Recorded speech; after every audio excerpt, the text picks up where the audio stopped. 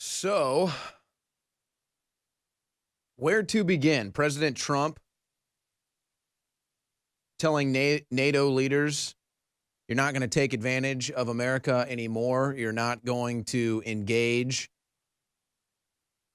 in unfair trade worldwide. But when it comes to NATO, you're not going to charge us more than any other country. And then we do the most of the legwork, too.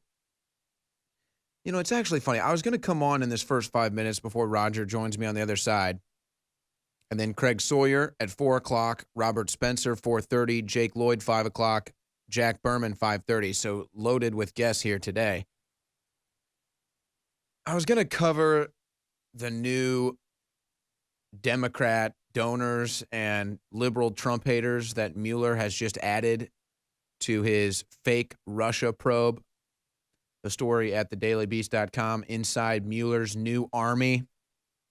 Yeah, don't you know Mueller is now, he's the real president, is Robert Mueller. It's not Donald Trump. Mueller is the real president, not Donald Trump bringing the economy back, not Donald Trump repatriating hundreds of millions of dollars, not Donald Trump standing up for America, to NATO, to TPP, not Donald Trump making deals with North Korea, not Donald Trump that has manufacturing back in America. No, don't you know the real president is Robert Mueller, who is leading a fake investigation, a fake probe into Russian collusion. And now he has hired more Democrat donors and liberal Trump haters to his quote-unquote new army. That's according to the Daily Beast, Betsy Woodruff, his new army. So Mueller gets an army to look into something that doesn't even exist. Manafort goes to jail for alleged attempting. You fill in the blank there. Alleged attempting. He's in jail, 23-hour solitary confinement. Alleged attempting. Don't tell me witness tampering. Alleged attempting. That's what he's in jail for. Alleged attempting. This is a witch hunt. It's a political prisoner. But and then I saw my stack of NATO news here, and it made me think of something. Kind of like the Iran deal, kind of like the quote-unquote kids being separated from their families or put in cages. There's all these issues that come up that the media tries to blame on Trump, but what ends up happening is the real light is shed on the actual issue, and so then people have a greater understanding about it. Look at the Iran deal. Look at what was happening to families at the border, which, by the way, I've got a story on that. I mean, it's just so ridiculous. The fake news, the lies of the Democrats. I mean, it's really just unbelievable. And you just wonder, are they that stupid? I mean, are they really that stupid? Or are they just that big of liars? So Mueller gets 5 new or 6 new people, Democrat donors, liberal Trump haters, to his fake investigation, which is still going on. But what I'm saying is with NATO, think about it like this. So now everybody is going to say, look at Donald Trump isolating America. Look at Donald Trump standing up to NATO. How dare he? He's doing it for Russia. He's going to hurt America. He is spitting in the face of American allies. This is what they're saying about how Trump is approaching NATO leaders right now. Well, you know what? How about this? How about what the hell does NATO even do? Seriously.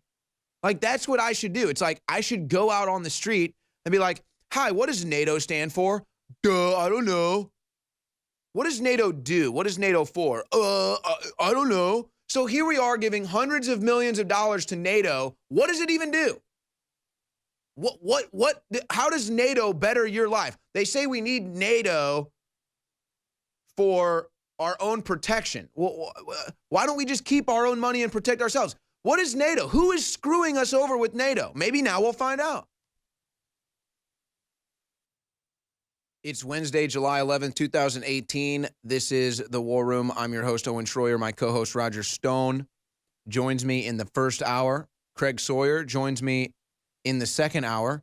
He's going to talk about everything he witnessed being a part of the rescue of the 12 children and the one coach in Thailand.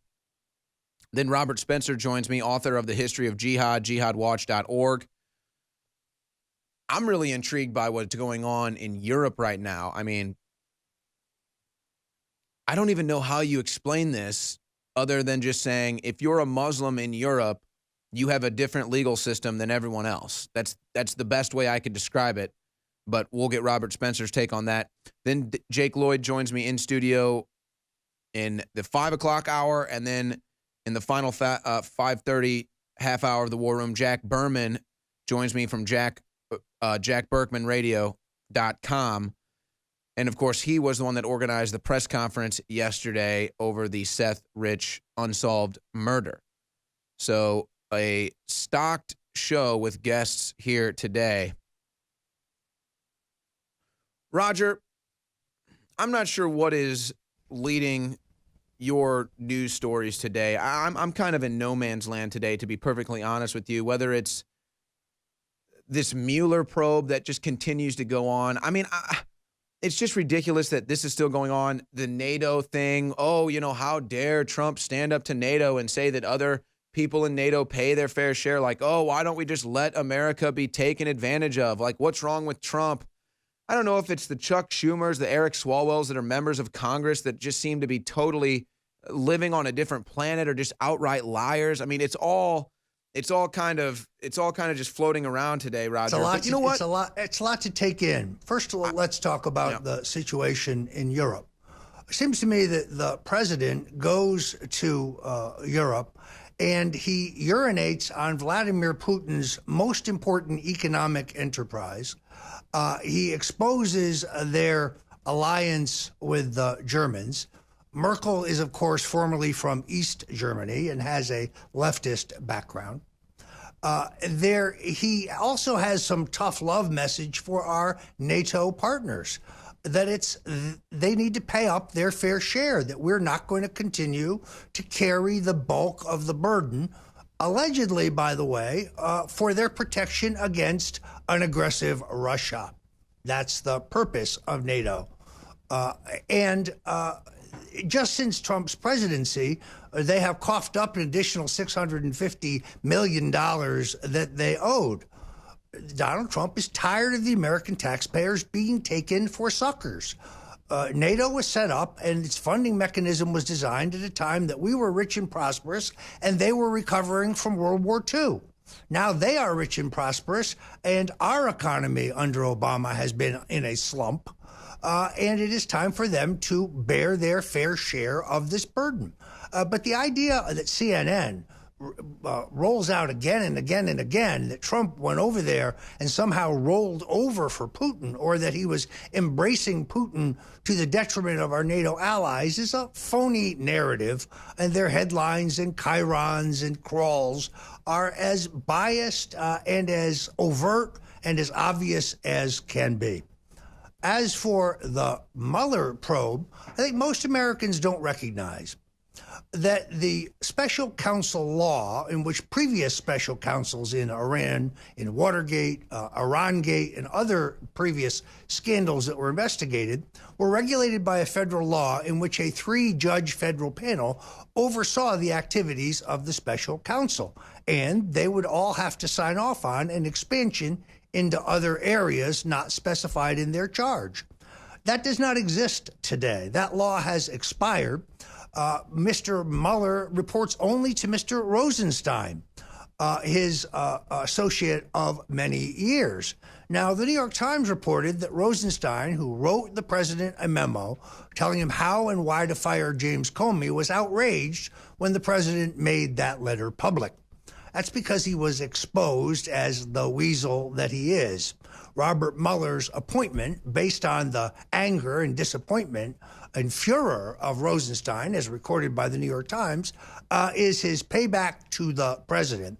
But Mr. Mueller doesn't answer to anybody.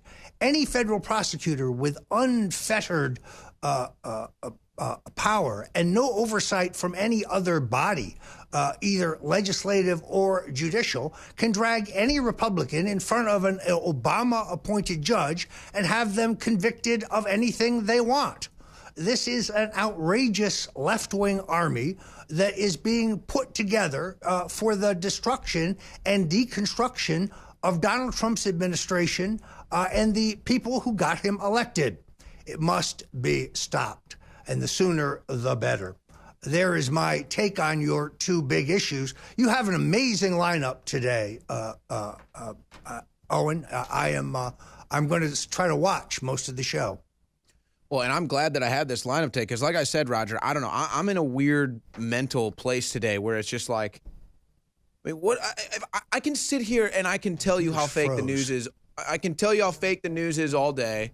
I can show you how ridiculous the Democrats are all day. You know what I'm saying? So it's just like, I mean, when are people just going to get it? Are they finally getting it? But you know what, Roger? I've got something for you today, being as how you are the bastion of knowing how to dress properly and fashion. I don't know if you've heard about this one, though, Roger. Now, the Robert Mueller probe, they've taken things to another level here, Roger. This is being reported by The Hill. Office of Special Counsel looking into Ryan Zinke's MAGA socks. That's right. The U.S. Office of the Special Counsel has opened a case file on whether the photo that Interior Secretary Ryan Zinke posted to his social media that featured MAGA socks may have something to do with a violation of federal ethics laws. So, I mean, look at that, Roger. I mean, you never thought that fashion could wind you up in jail. You know, look, I once produced a pair of Elliot Spitzer knee-high black socks, which you could buy online emblazoned with his name on them. So I understand the issue.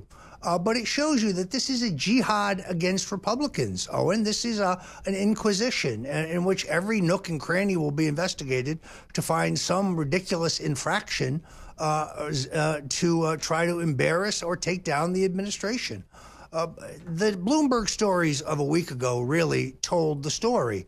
Mr. Mueller's going to issue a final report in October just before the election. It's going to allege, I predict, that the president has violated some law and that will be used as the basis for an impeachment drive in the general election in November. Well, I have also gotten intel here. This is a InfoWars exclusive that Robert Mueller found a ham sandwich, an old ham sandwich in his fridge last night. Needless to say, that ham sandwich is now being brought in for questioning. Well, before we take our break here, I'd be remiss not to remind you about the 4th of July extended specials at InfoWarsStore.com. Free shipping store-wide. And actually, I guess I should just do this right now. This just got brought to me. We have a brand new product at InfoWarsStore.com, which I believe comes at popular demand. Super Silver Wound Dressing. Super Silver Wound Dressing. And it is introduced at 25% off today at InfoWarsStore.com. Now, I got to tell you, because I use the colloidal silver bullet at InfoWarsStore.com for blisters and cuts and abrasions and stuff like that for healing purposes and to disinfect. But it's not as effective as just the liquid and kind of the tincture bottle. It's tougher to use. We have the Immune Gargle Spray, but that's kind of got some other elements in there, and it is not necessarily specific for topical use. This is a silver concoction here that is specifically for topical use. It's the Super Silver Wound Dressing, just coming out today at InfoWarsStore.com. I know that a lot of people here in the company have actually been waiting for this to come out because we use colloidal silver for so much, but there's nothing specific for topical use. Well, now there is at InfoWarsStore.com. Super Silver Wound Dressing Gel, 25% off at InfoWarsStore.com. Free shipping store-wide. Try the new Super Silver Wound Dressing for 25% off at InfoWarsStore.com today. Loaded broadcast today. Roger Stone with me here still in the first hour. Craig Sawyer, Robert Spencer, Jake Lloyd, Jack Berkman, all joining me for the rest of the show. It's going to be very fun to hear from Craig Sawyer talking about what he experienced being in Thailand, being a part of that cave rescue. It'll be interesting to hear about what Robert Spencer thinks about what's going on in Europe right now, where, again, just for lack of a better way to describe it, if you're a Muslim in Europe, you have a different judicial system or legal system than anyone else. It's really incredible. You look at what Tommy Robinson gets put in jail for. You look at what, quote unquote, Muslim migrants don't get jail time for, but just community service hours. I mean, it's honestly, it's like I'm at a loss for words. Jake Lloyd in studio with me. I'm sure we'll do maybe some laughing at liberals news or something with him. And then Jack Berkman joins me to talk about the Seth Rich press conference yesterday. But Roger has said he is willing to take your phone calls in the final two segments of this hour. So if you call in, we're going to aggregate your calls in this segment, and then the final two segments this hour, we're going to take your calls with Roger Stone. 888-201-2244, 888-201-2244. If you have any questions for Roger or anything you want to bring up here in the next two segments, we will have the phone lines open for you at 888-201-2244. Roger, again, this is why today I'm just in a weird mental state right here, because it's like the same thing. Okay, so I'll come on here and I'll report on real Russian collusion. You know, Hillary making uranium one deals, Bill Clinton receiving $500,000 for speeches. Okay, there's some real Russian collusion. Hillary Clinton paying Russian entities through Perkins Coie and Fusion GPS for dirt on Donald Trump, the same thing they're trying to bring Donald Trump down for doing that he never did. And now you have this whole NATO thing with Germany, where Germany is basically their entire, energy sector, you could say, is run by Russia. Okay, but how is that not Russian collusion? So to me, it's just like the same thing. I mean, I don't know, Roger. Today I have beating my head against the wall fatigue. I guess that's what I would call it. I have beating my head against the wall fatigue today, Roger. I don't think, perhaps you're not just seeing the larger context of where this is going. We're about to have a giant collision in this country, one that could end up in front of the Supreme Court, but could end up, sadly, in the streets. The globalist left is hysterical about the Trump administration and the success of his policies and his steadfastness so far, and they're going to attempt to take him out. They're in a defensive position because they have to hide the narrative of their use of the state and its authority through the illegal use of FISA warrants, unmasking, FBI infiltration, all government run by the intelligence agencies against Donald Trump's campaign. They do this by trying to distract us to a different narrative, that it's Trump who's in bed with the Russians. But the only thing they can really point to is that he borrowed money from Deutsche Bank, and Deutsche Bank might have some Russian investors. So their empty collusion argument is meant as a cover-up, as a distraction from what really happened. Their media, most of the mainstream media, is going to report it their way. Trump is a villain affiliated with Russian. Don't look behind the curtain at those FISA warrants. And Steph Halper's just a kindly old professor. And our media and more grassroots are going to tell the American people our side of the story, that they tried to hijack an election unconstitutionally, and they hijacked the power and the authority and the machinery of the state to do so. A constitutional violation that makes Watergate look like a second-rate burglary. So this is an epic struggle. And it's going to be fought out. They're going to try to remove our president. Don't have any doubt about that. We are going to resist that. They have a three-point plan that we now know. Rig our voting machines. That's why on the Alex Jones show today and yesterday on the War Room reported about how two royalist billionaires protected by the Queen have gone into business with George Soros to get control of the software in 90% of the electronic computerized voting machines in the United States. Second, take away our firearms, take away our Second Amendment rights. Third, take away our First Amendment rights, shut us off of YouTube, Facebook, Twitter, take away our telephones if they could, but shut us down, take away our ability to protest our treatment, and then lastly, stage a coup in which Donald Trump is removed one way or another. This cataclysmic crash is coming. The special counsel is a killing machine aimed at Republicans with no governors on them within our system. This is a dangerous situation for the president. You can already see Mueller setting up a confrontation with the president over his willingness to sit down for an interrogation. But Roger, I think you would agree with me, though. I think you would agree with me. I'm not really even concerned with Mueller and the Russia probe. We know there's no collusion. We know that Trump has all the cards, the ace up his sleeve. If Mueller really wants to go there, it's not even that I'm worried about that. I'm just sick of it existing. We know it's fake. We know the whole thing is political. That's my beef. And they use it to drive a wedge into the country. And half of the I don't know how much the American public actually buys it. It's probably not half. It's probably closer to 20%. But they're so loud it feels like half. So that's my real beef here. It's like they just continue this lie. They continue this fake investigation. And it's like, I know it's fake. You know it's fake. Trump knows it's fake. Mueller knows it's fake. Schumer knows it's fake. Everybody knows it's fake. But we just do it. We just continue to do it and spend these millions of dollars.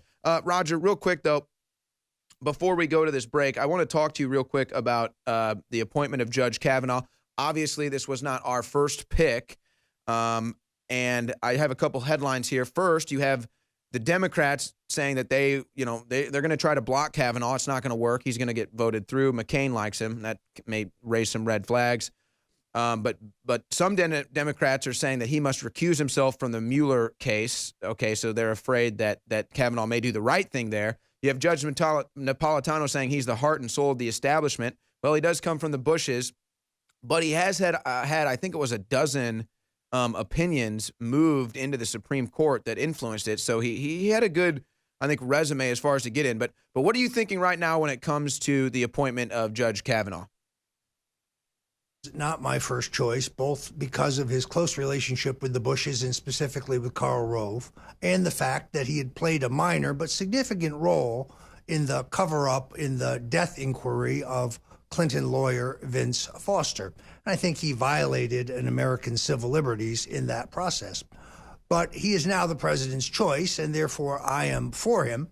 I think this idea that he was somehow picked for the court to stop the Mueller probe is bunk. I think that's manufactured nonsense from Chuck Schumer. It is interesting, however, that now two clerks of Anthony Kennedy's are on the bench. And what was the back chatter between the retiring Supreme Court justice and the president? It is known that Kennedy was a strong supporter of Kavanaugh among the field that strangely expanded to 4 by Sunday. So the president said Saturday, I've got it down to 2 or 3, and then suddenly Sunday it was 4 as Thomas Hardiman was left at the altar. Oh, boy. Why won't these sheeple protesting in the street just get a job? Just get a job. They're out there. You don't have to be on the street protesting every day. Do something with your life. So we have opened up the phone lines for the next 2 segments. Your questions for Roger Stone or your comments here on the War Room, 888-201-2244. Of course, Roger breaking news on some British royalty buying up the electronic voting machine software companies so they can essentially have a monopoly on that. What does that mean? I don't know. Nobody else will debate it except right here at InfoWars. So we got a couple callers that want to talk about that. Let's go to Mitch calling in from Louisiana. Go ahead, Mitch. All right. I'm sorry, Mitch. We got cut off there. Go ahead and start over. I appreciate you having me on. You both are just spectacular men in every way. We have got to pound this voting machine issue, pound it like tomorrow's bread. Please, gentlemen, don't stop. With every other breath, I know you have a plethora times 10 of news to cover that no one else will touch but these voting machines. I've seen it done. I've seen people paid and bussed to vote. Police pound it. Well, we plan on pounding it. And again, I'm not trying to come on here and make everyone a conspiracy theorist, Roger, but it's kind of just simple. It's like, look, I mean, why, I'm sorry if I don't trust an electronic voting machine. It can be hacked. I'm not even making up any conspiracy theories. We're telling you these are the people that own them, and it's possible to be hacked. It's been shown, Roger. It's actually quite simple. A voting machine is a very basic computer. And a Wisconsin college professor wrote a terrific analysis of Wisconsin elections where exit polling showed the results quite different than the results that were reflected in the machines that were all connected to a central server. When I wrote about this danger in The Hill before the 2016 election, I was ridiculed by David Brock and Media Matters and the rest of the left of being a crazed conspiracy theorist. But then when Hillary and Jill Stein teamed up to ask for recounts in Pennsylvania, Michigan, and Wisconsin, they were based on one principle only. Their argument was that these simple computerized voting machines are easily hacked and manipulated. That shows you the hypocrisy of the left. So, yes, brother, we're on this issue, and we won't stop talking about it. Thanks for your call. And I do believe it was either Pennsylvania or Michigan where they did the recount, and Hillary ended up actually losing votes. And so they quit making a news issue out of that because it didn't go the way that they thought it would.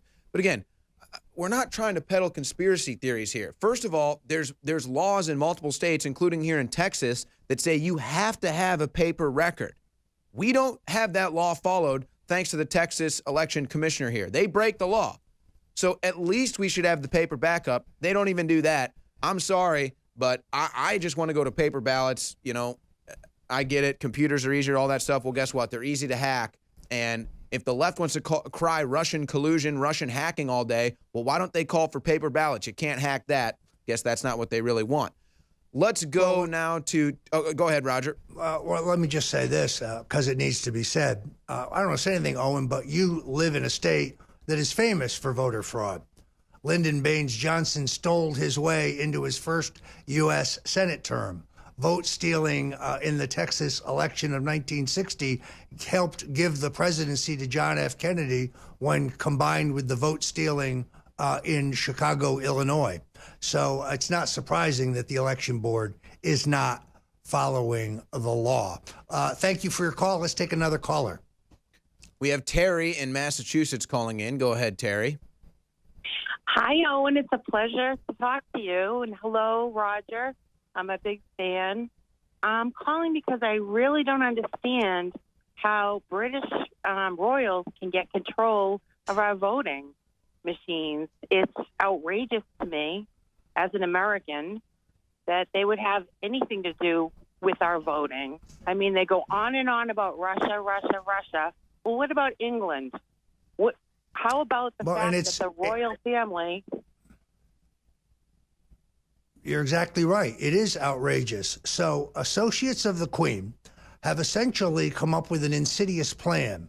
They didn't acquire the actual companies, Sequoia, Diebold, and the others. They merely got a monopoly on the software used by every one of these companies. Thus, they control the count. It's a brilliant strategy. And they feel the protection of the Queen. This is like that movie, Dirty Rotten Scoundrels. You have these two royals, one of them a lord, the other one a knight, and they are favorites of the Queen, members of the Queen's Privy Council. They have their own seal, which we showed you yesterday on the War Room, and they operate under the protection of the Queen. They happen to be close associates of George Soros, partners of George Soros, and most likely partners with him in this enterprise. Consequently, their insidious plan to control the 2018 and 2020 elections, I think, is now clear. Thanks for your call. All right, let's squeeze in one more here before the break. Let's go to Tim calling in from my hometown of St. Louis, at least where I was born and raised. Go ahead, Tim.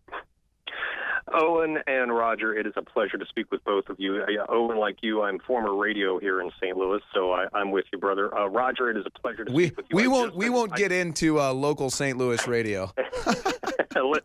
Let's not.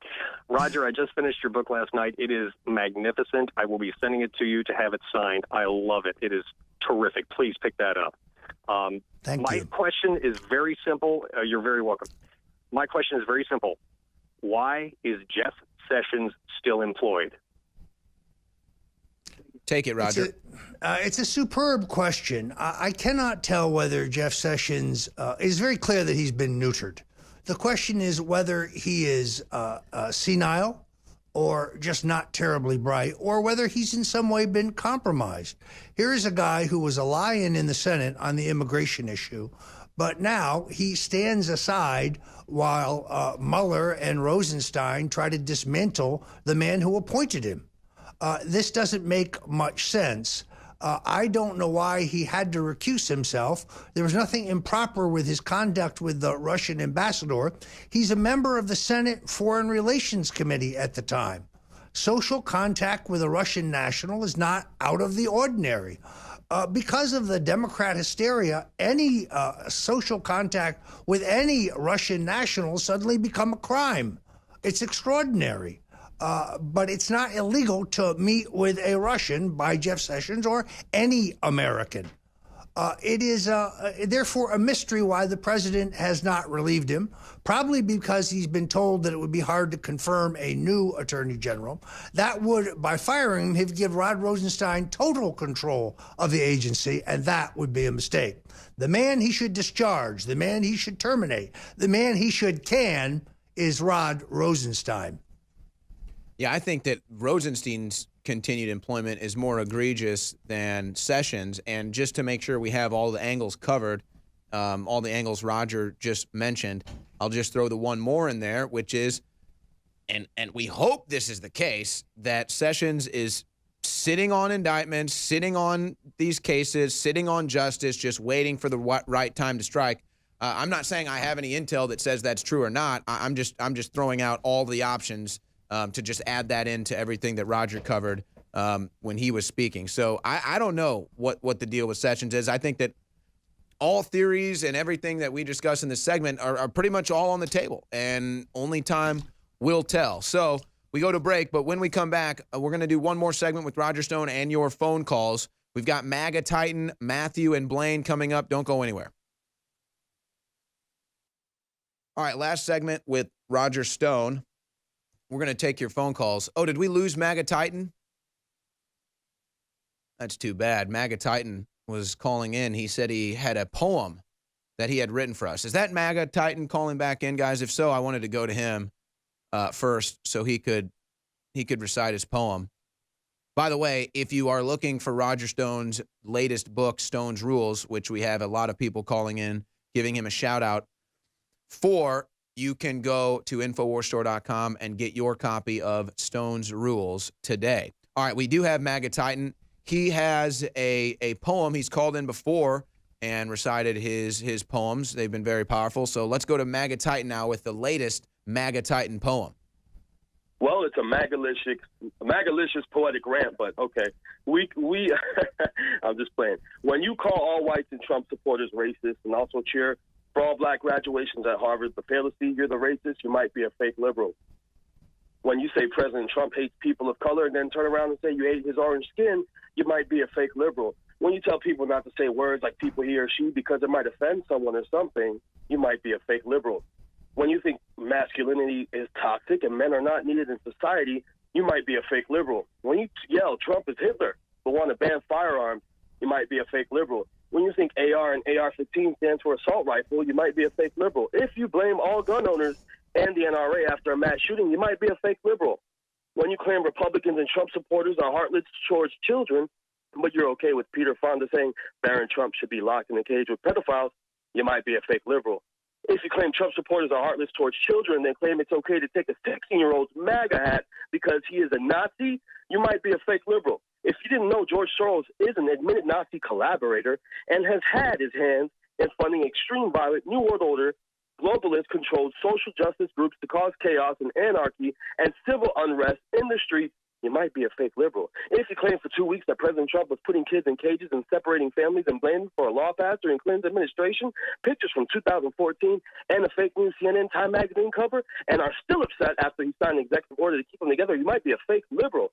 If you claim Trump supporters are heartless towards children that are separated through illegal immigration, then turn around the next day and say you are worried about President Trump's next SCOTUS pick because you won't be able to kill your American baby, you might be a fake liberal. If you don't understand there are legal ports of entry, the parents can bring their kids through and avoid being separated, then you might be a fake liberal. If you're okay with funding Hitler's friend and KKK women's member Margaret Sanger's Planned Parenthood and their eugenicist plans for the black population, in which she called human weed, you might be a fake liberal. If you clap when someone says, God bless abortion, you might be a fake liberal. If you're okay with Bill Clinton speaking at KKK member Robert Byrd's funeral and saying he was just a good old boy from the South, you might be a fake liberal. If you like the picture of Hillary Clinton kissing Robert Byrd on the cheek, you might be a fake liberal. If you didn't know that the Democratic Party started the KKK and Martin Luther King Jr. and Malcolm X were Republicans, you might be a fake liberal. If you think tearing down Confederate statues, kneeling for the anthem, and just overall teaching them hate for America is in part of a communist ideology, you might be a fake liberal. If you think these actions will not lead into real tyranny or tyranny and complete obliteration of your constitutional rights and bring in a nightmarish 1,000 times worse system, you might be a fake liberal. If you claim or label someone a Nazi wearing a MAGA hat and then go to their free speech, peaceful events and try to silence them with violence, you might be a fake liberal or Nazi.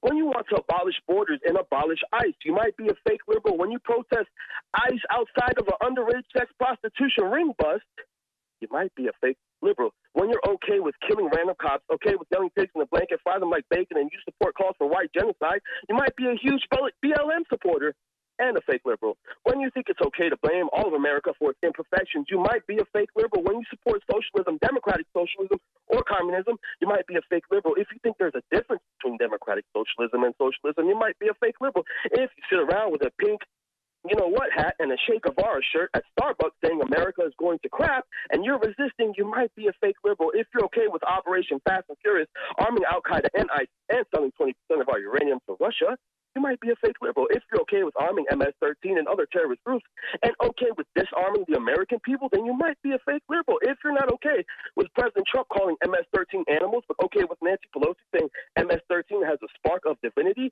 you might be a fake liberal. If you say President Trump's new Supreme Court nominee is racist before the nominee is even announced, you might be a fake liberal. If you're okay with the Hillary Clinton paid for Russian dossier, rogue high levels of the FBI working together in their secret society plan to frame President Trump, you might be a fake liberal. If you're okay with all right. Hold up. This is the fake liberal poem written by MAGA Titan. Tweet the full poem if you have it in document form or any way we can share it. Tweet it at War Room Show. But we've already given you 4 minutes. It's powerful stuff, great stuff, the fake liberal poem, but I got to take a couple other calls. MAGA Titan, thank you for calling in. Like I said, just tweet that at us if you have it in document form or something, and then we will retweet it out. But I got to jump over to Matthew in Missouri now. Go ahead, Matthew. Hey, still there? Oh, yeah. Okay, all right. Hey, I watch your show every day. I watch Alex's show every day, and I watch Roger's. And I'm going to let you know, Roger and Alex, I pray for you guys every day, and I'm glad that they finally dropped another case on you. Dropped a case off of you. So thank you. But just let him know that I really do. So the devil's always going to be at you when you know you're doing the right thing when the devil's at you at full force. So there's no question. Look, brother, we were only able to win that case and get a dismissal because of the loyal support of so many info warriors at the StoneDefenseFund.com. It cost us almost $250,000 to fight this outrageous left-wing conspiracy theory filed against us by an Obama-blessed group, where they maintained the fairy tale that I worked with the Russians to hack the DNC and gave the data, the emails, alleged emails, to Donald Trump or WikiLeaks or Julian Assange or whoever. It's fiction. Yes, we were dismissed on a jurisdictional basis, but it's because they could not tie me in any way to a conspiracy they claimed happened in D.C. So there you have it. Thank you. Continue. So what I basically talk about, it's like I keep looking at this, and and everybody was talking about the Civil War thing, and we were all talking about it, and even Alex had mentioned it a few years ago, and I started thinking, and looking at it, and it seemed like just in the past few months, it's everywhere. I see it on social media. I see this, the left, the right, talking about it, and I'm just waiting. Where's going to be the explosion point? There's going to be that's what I kind of worry about. I mean, I think it's inevitable, but I think we're going to hit an explosion point. Well, and the left is. No, I think you're absolutely right. The left doesn't want to live under the Constitution and the law in a fair society, and they will not respect the outcome of a democratically run election. So we're heading for a cataclysmic event, perhaps a civil war, over the fact that they won't accept the results of the election. I was not happy when Barack Obama got elected. I was not unhappy when he got reelected, but I accepted the results of the election. They refused to do that, and that will be the triggering event. Well, and I think the extra angle there, Matthew, is, and this is why it's what's going on behind the scenes with the deep state is so key. Just like if they killed Trump or took Trump down for some bogus Russian collusion claim, I mean, what would you do? What would the average Trump supporter do? Would that be, is that what would pop us off? Is that what would cause us to go to the next level? On the flip side of that, you say, let's say President Trump or Jeff Sessions or someone actually decides to put Hillary in jail for all of her crimes, and then the rest of the Clinton cabal ends up behind bars and facing justice. Is that what pops them off? Is that what sends the left into going to full violence? So I think that I don't know if that's kind of what you were leaning at, Matthew, but I would say if there's any potential mapping or blueprint of what would cause that, I'd say that that's probably it. Conservatives kind of fighting back in Seattle, and usually we're Christian, we turn the other cheek, but it didn't like now that we're defending ourselves, and I think the conservatives, they were worried under Obama that he was pushing in martial law, and we all knew that was coming, militarizing the police and everything else. But when he got out and Trump got in, the conservatives relaxed their guard, and that was the worst thing they could have done. He's just the first step. So. I'm not real proud that he elected Kavanaugh. I looked into it. I mean, the only thing I could see is that he seems to be voting constitutional for the past 10 years. But like you said, he's friends with Bushes and got some deep state friends, and I hope it turns out that way. I prayed for Trump to have godly wisdom when he picked him. I really did. Well, we'll have to see what happens whenever Kavanaugh starts voting. That is, of course, if he gets confirmed, which I think we all expect. All right, Roger, thank you for joining us today. We'll speak with you again tomorrow. Roger's book, Stone's Rules, available at InfoWarsStore.com. Get your copy today of Stone's Rules at InfoWarsStore.com with free shipping, but that's a limited time offer. We'll be right back. I forgot to mention something earlier about this story, Inside Mueller's New Army, from the Daily Beast, Betsy Woodruff. Part of one of the new army members of Mueller's new army, I'm quoting from the Daily Beast, they say that the specialty, the reason why they're being brought on is to bring in the Russians.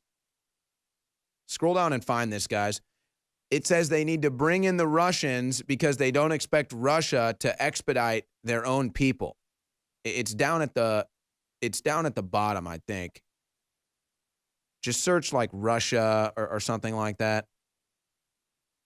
And it's just so funny to me.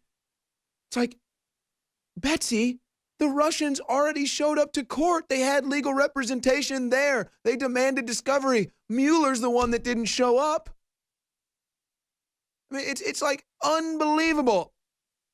That's not it, guys. It's fine. I'm sorry. For some reason, the printer prints out the wrong story. There it is right there. Here it is. I'm quoting from the story. It's unlikely any of the 13 Russian nationals indicted in that case will be extradited to the United States, and legal proceedings could drag on for years. So they're saying they have to appoint this new person to Mueller's army. I mean, that's what I'm saying. Like, the Russians already had their legal representation show up in court. They demanded discovery. And they sit here and they say, we have to get these new members on Mueller's team because the Russians aren't going to show up in court and he needs them there. They already showed up in court. They demanded discovery. Mueller is the one that didn't show up. But for some reason, Betsy Woodruff of the Daily Beast doesn't want to report on that. I don't know if she doesn't know it. I don't know if she just refuses to tell you the truth. It's infuriating, man. It's infuriating to me. Let's go back to the phone lines. Let's go to Blaine in Indiana. Go ahead, Blaine. Hey, I was a little bit cut off the other day. I'm not disgruntled or anything, but it was with Lionel and Rob Dew, and I was philosophically disagreeing with what they were talking about, because I think what's important to note is with Kavanaugh, although with the case I was going to talk about, Heller versus D.C., and that I agree with the ruling that the case had to deal with registration of semi-automatic rifles as opposed to semi-automatic pistols, finding that it was unconstitutional. He was basing the ruling on his case with what was traditional, when I don't think that's entirely fair, because he was only looking at the last century. But when you look at the prior history, you had our militia acts, which had to do with the National Guard and the federal regulation of it, and how troops are being paid and organized and all this thing, talking about the fact that there's an organized and an unorganized militia. And people don't know this. There is an organized militia, which is the state militia, the National Guard, and there's the unorganized militia, you and me.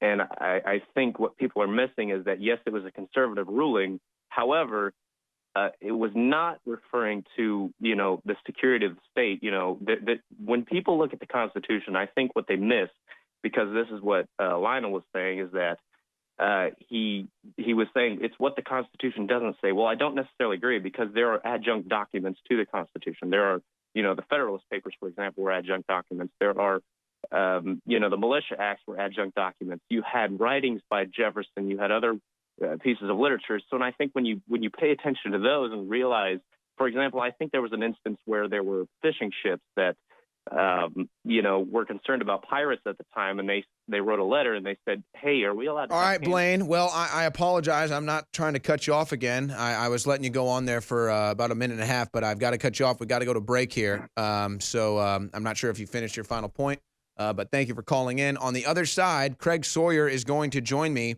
and we're going to talk about his experience going over to Thailand and helping with the rescue of the soccer team and the coach. Exciting stuff there. We'll be right back.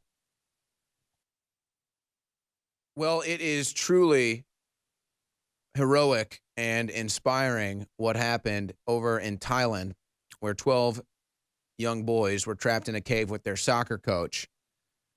And men and women came to their rescue, put their lives on the line. One former Thailand Navy SEAL, Saman Gunan, even gave his life, ensuring that the air tanks were in proper place so that the children could be saved. And we are glad to report that as of yesterday, all 12 boys have been rescued and the soccer coach. We're now joined by Craig Sawyer, who was part of this effort, who got called in for his expertise when he was a Navy SEAL. Craig, you actually didn't have to go into the caves yourself, but you were there on the ground doing some thinking, trying to figure out what to do. Just talk about the experience over there, what it was like working with the people, and the moment when the final kid and the coach came out of the cave. Well, I kind of showed up as an afterthought. We were over there in Chiang Rai, just coming back from Cambodia when that happened. And so we heard about it in passing, and we had done our 3 weeks of joint operations with law enforcement and 3 other NGOs all over the Southeast Asia. We were on our way home when I got a message saying, "Hey, Craig, those kids are still in that cave. They're still not out of there, and it looks like you may be able to help." So I reached out to the U.S. Navy SEAL community in a private forum that we've got, and just queried all of the solutions that our guys have. We've got some guys like John Carl Rote, who are famous hard hat and deep divers, civilian divers, after their time in the SEAL teams, and made big names for themselves. A lot of solutions, a lot of development of different equipment. So I was just asking those guys, hey, let's put our heads together and let me bring all of our best solutions and to make sure there's nothing that they're without over there, just in case it can be of help. So I canceled my flight home. I was just about to get on a flight to get back to my family after about a month. out of Bangkok, and I canceled that flight and flew down to back down to Chiang Rai. There was a lot of barricades with military and law enforcement to keep everybody out. There's a giant pool of thousands of press and support and everything else there. So we were able to get through all of that with our credentials, get all the way up to meet with the liaison, U.S. military liaison that were already there.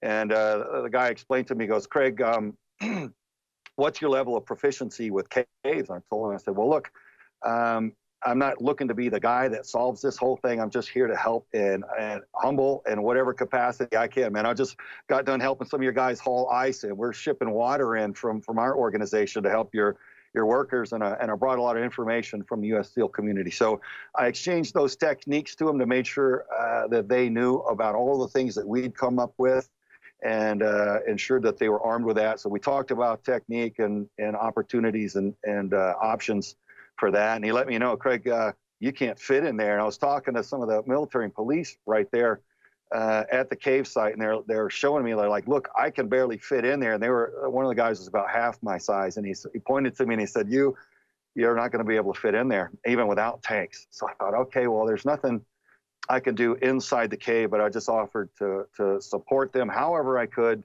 And so really that was it for us. We were there for moral support and sharing information.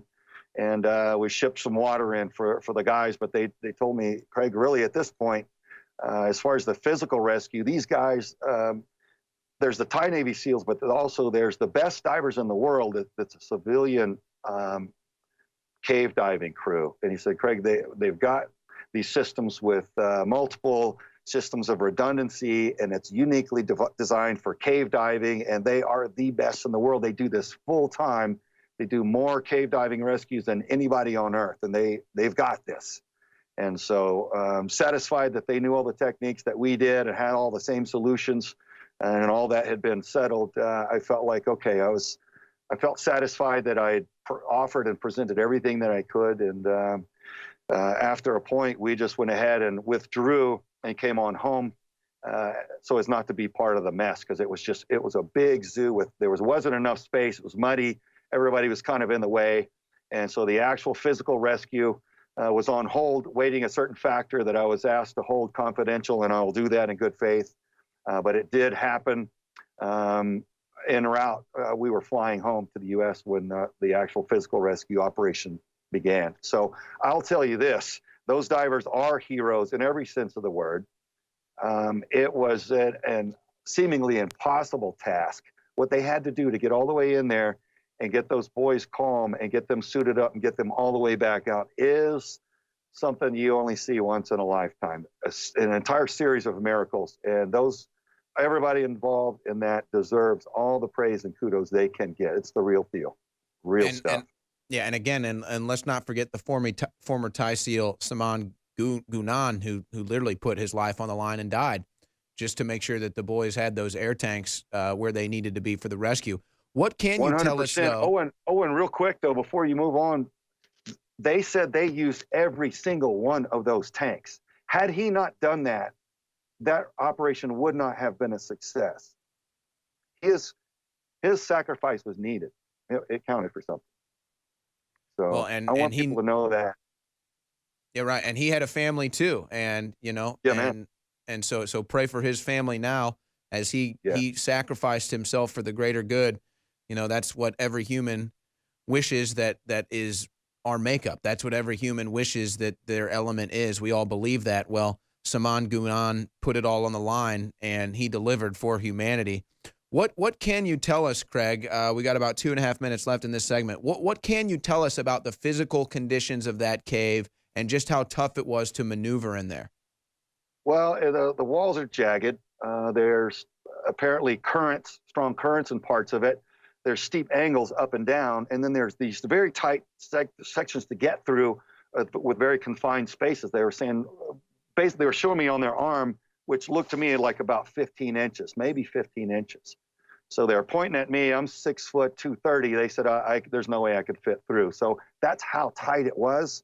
So the guys would have to physically pull their tanks off, push them ahead of themselves, and then squish their body through to get through some of those tight spots. Wow, wow. So did they have to can't see abandon? I'm sorry to interrupt. This is intriguing to me. Did they have to abandon their air mask and everything to get through and then reapply?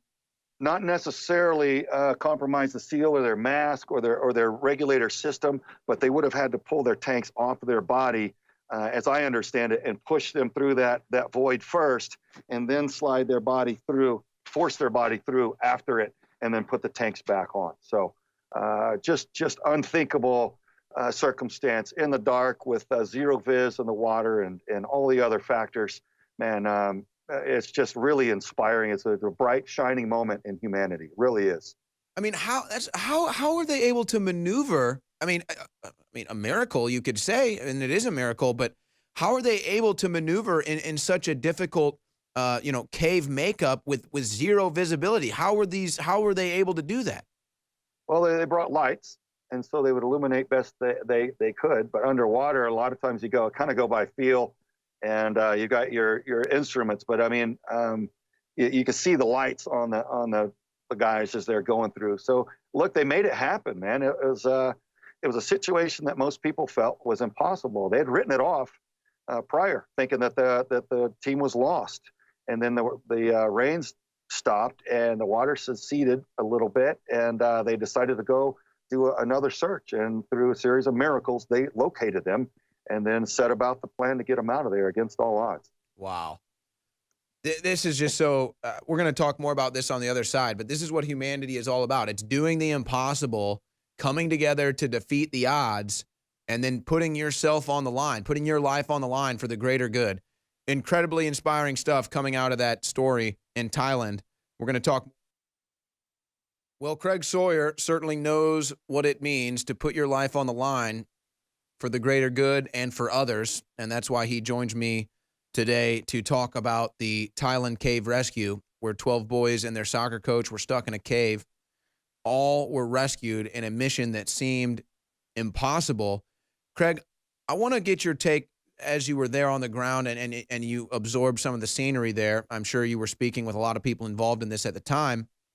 Just talk about the will of the Thai Navy SEALs, the will of these deep sea diver rescuers, and the defiance to say, no, it's not impossible. We will get it done. Just what was that like, witnessing it and knowing what that's like, being with other men that have that same mentality? Talk about the defiance of it being deemed impossible to rescue these kids.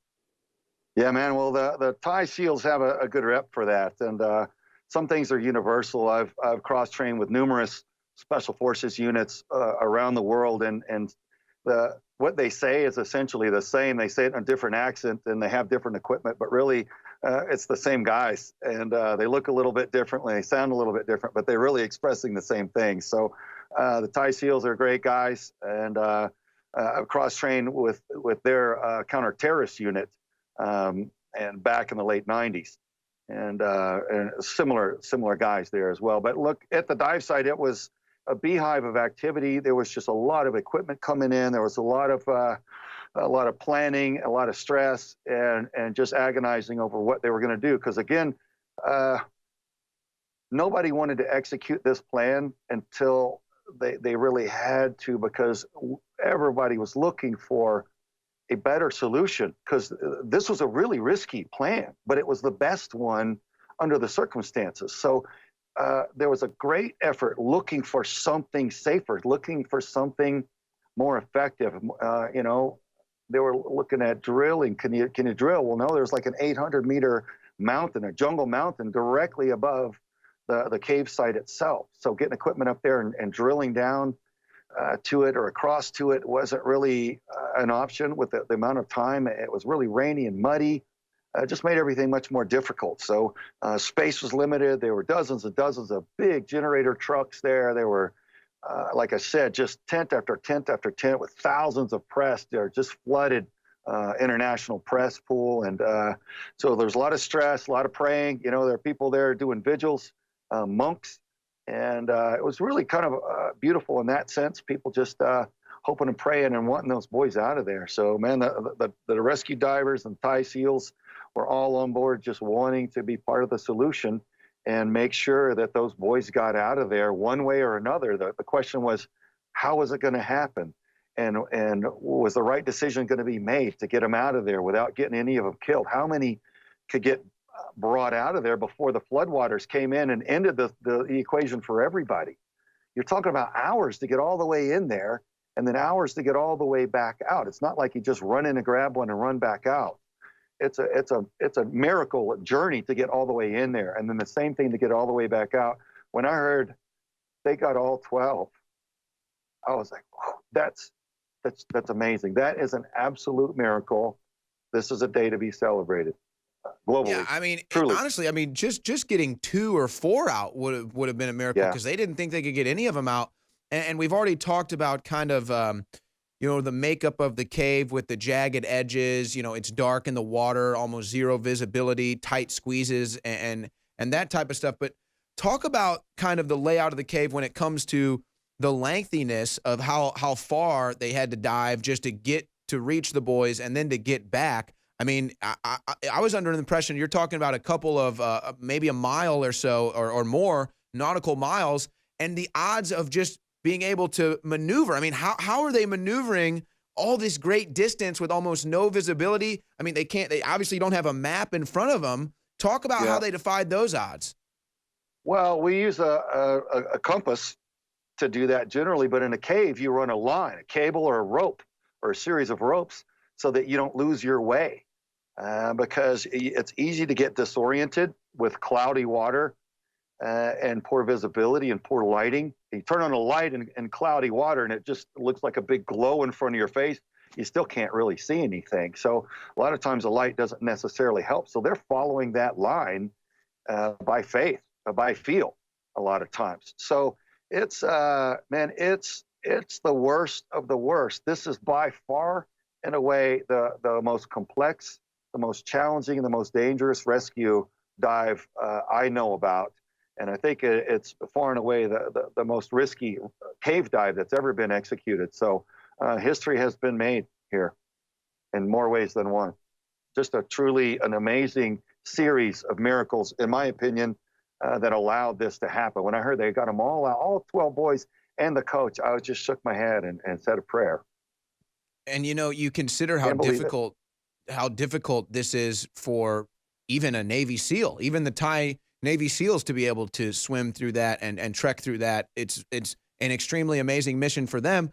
But then to actually get the boys to go through there too, unexperienced swimmers, unexperienced with deep sea diving. I mean, they had a lot of work to do just on their end to make this possible. Yeah, I don't know how much of this I should relay, but I think some of it's already come out now. There was consideration on sedating the boys, because look, panic is death under there in those situations. Young man, you put him underwater with a regulator and a mask for the first time. If he's not comfortable and he starts getting scared, he can panic and start ripping everybody's mask and kicking and really cause a lot of damage and cause multiple people to lose their lives. So it was considered to sedate the boys. We all felt like that was probably the most prudent measure, and even restraining their hands so they couldn't reach up and start ripping masks and panicking and causing damage. Because really, those divers, there was going to be one in front of the boy and one in back with a kind of like a flexible backboard so that they can control the boy and move him out.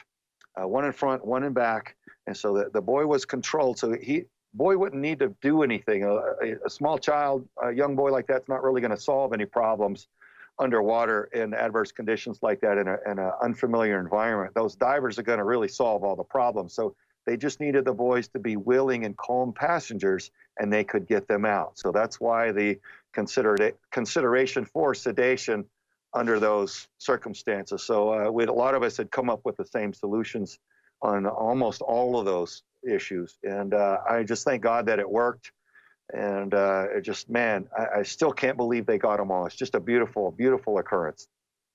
It truly is. And again, it just shows you the power of humanity to defy the odds, to stand up and just the will to put yourself out there for the greater good and to then become a hero. That is truly what it's all about. Craig Sawyer, thank you so much for joining us. Thank you for sharing your account of what you witnessed there. And as usual, We'll be in touch. You're always offering us great content here on the War Room.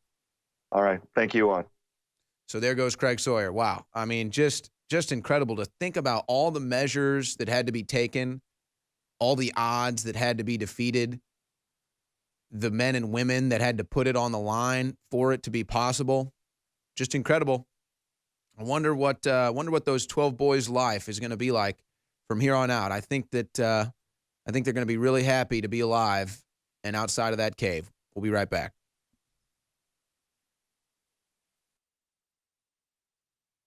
You will not find a news organization that devastates the corporate media and devastates government corruption. You will not find a news media organization that does more than InfoWars when it comes to that. And that's why we need your support at InfoWarsStore.com, because unlike the corporate media that gets their multi-million-dollar ad buys from big pharmaceutical companies, what have you, we don't do that. We don't like our news being controlled by corporations. We like our news being delivered with facts and powerful information that then you support by going to InfoWarsStore.com. Big announcement today.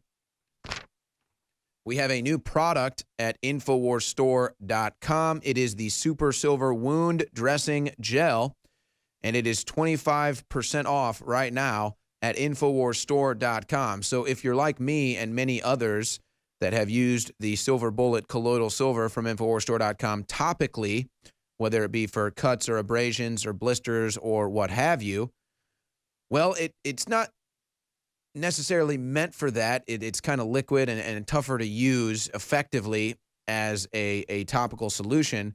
But this is meant just for that exactly. It's the Super Silver Wound Dressing, 25% off.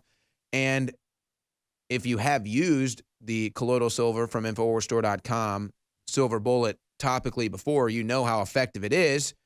Problem is sometimes you have to use more and get messy. It's hard to contain it in liquid fashion. But now that we have the Super Silver Wound Dressing Gel, it is the perfect solution topically for cuts, abrasions, blisters, what have you. And just for me personally, just using the colloidal silver bullet, using it topically, I've seen tremendous results, just wounds healing faster, no scarring, what have you. And now you have the topical gel Super Silver Wound Dressing at InfoWarsStore.com, 25% off the introductory rate at InfoWarsStore.com. Don't forget about free shipping store-wide. Check out the T-shirts, check out the ball caps, check out all the powerful supplements at InfoWarsStore.com. And don't take my word for it. You can read all the 5-star reviews for yourself. And everything we do here at InfoWars is only possible with your support at InfoWarsStore.com. All right, without further ado, I bring on my next guest, Robert Spencer. He is the author of The History of Jihad. You can also find some of his work at jihadwatch.org.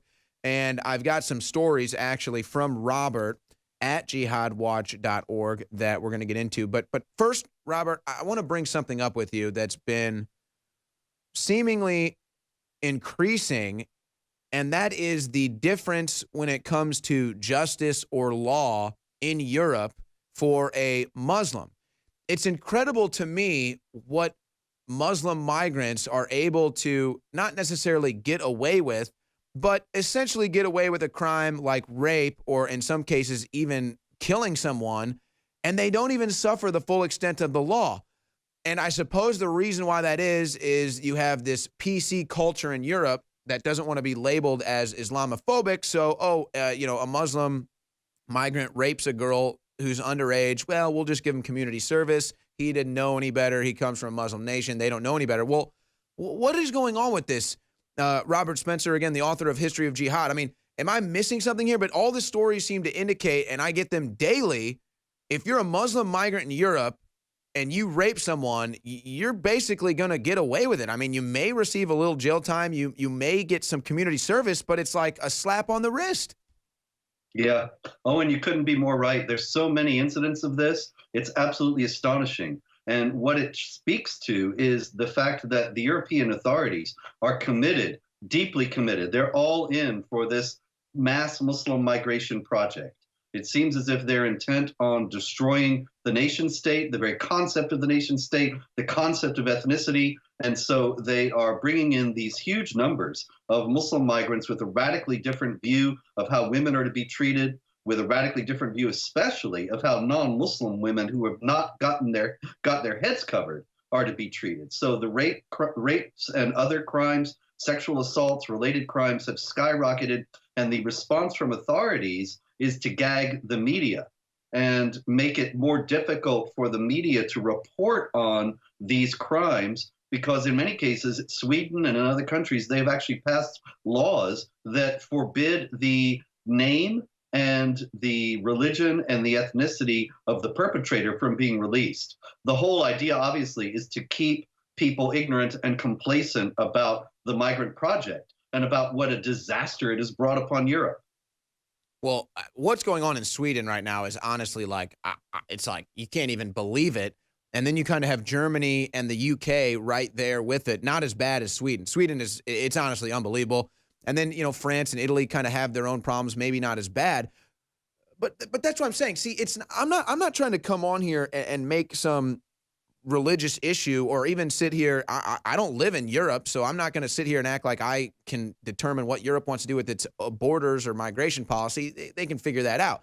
But what does it tell you? I think that's the story. It's not just about bringing in migration, whether it be from a Muslim nation or whatever. It's why is it do they have a different set of standards? Why is it that they have a different set of rules? That, to me, is the overarching issue here. Forget the borders, forget the migrant influx, forget whatever you want to talk about. Why is it that they have a different set of rules? I mean, you've been studying this. You've seen it. I'm not just up here flapping my gums. They genuinely, if you are a Muslim migrant, you have a different set of rules in Europe. Well, it goes back to the same thing, that they don't want anybody to realize just how disastrous this has been. And so they can't punish the perpetrators when they're Muslim in the same way that they punish the non-Muslims, because that will alert people to just what is going on. And actually also the Islamic organizations in Europe are pushing for this, because Islamic law mandates a special class for Muslims. They have rights and privileges that non-Muslims don't have.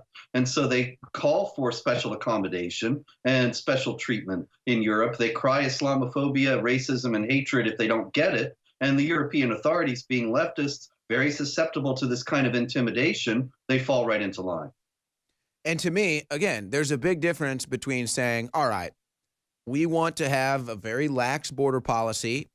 I don't understand it, but let's say that they feel bad for these Muslim nations, or let's just say they want more Muslims. Let's just say they just genuinely want more Muslims in their country. Fine. Okay, that's fine. Again, though, why is it they're treated differently? Why do they have a different set of laws? It's almost, and again, this is where you get to the next level, which is what you're talking about. It's like they want to get overrun. It's like they want to collapse their countries. It's like they want to destroy their culture, whether consciously or not. I mean, that's the only breakdown that I can reasonably reach.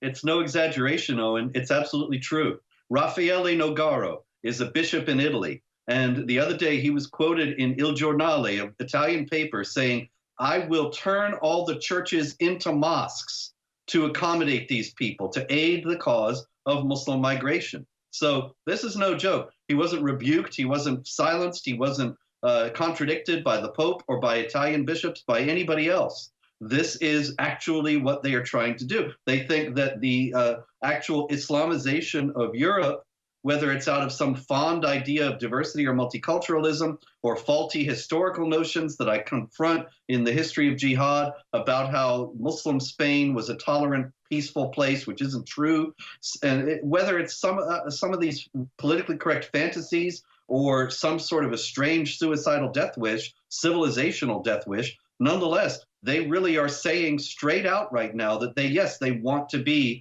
overrun, conquered, and Islamized. And this is not my battle. I don't live in Europe, so I'm not fighting this battle because it's my battle. I use it as an example to say I don't want it to happen here, but just as a show host, as a reporter, I'm just reporting it how it is. It doesn't make sense to me unless you want to collapse your nation. And by the way, you know, I'm sorry, Am I missing it? I don't see the Muslim nations saying that they'll bring in as many Jews as possible. I don't see any Muslim nations saying they're going to bring in as many Christians as possible. So, again, is it a double standard? I mean, none of it makes sense unless these people have a cultural, societal death wish. That's it. We'll be right back with more and Robert Spencer. Robert Spencer is my guest here on The War Room. He is the author of The History of Jihad. You can find a lot of his great work at jihadwatch.org, which is where I pull my next story from Robert Spencer at jihadwatch.org. Headline: If they give me the atom bomb, I'd remove Holland from the earth before they can hold a competition of caricatures. This comes from a rising politician, a Muslim politician in Pakistan.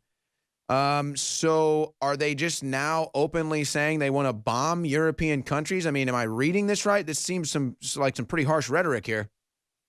Well, you're absolutely right, Owen. And it is something that we really saw before. You remember about 10 or 12 years ago, there were cartoons, the first cartoons of Muhammad were published in a Danish newspaper, Jyllands-Posten. And then there were riots and innocent people killed by Muslims in various parts of the world.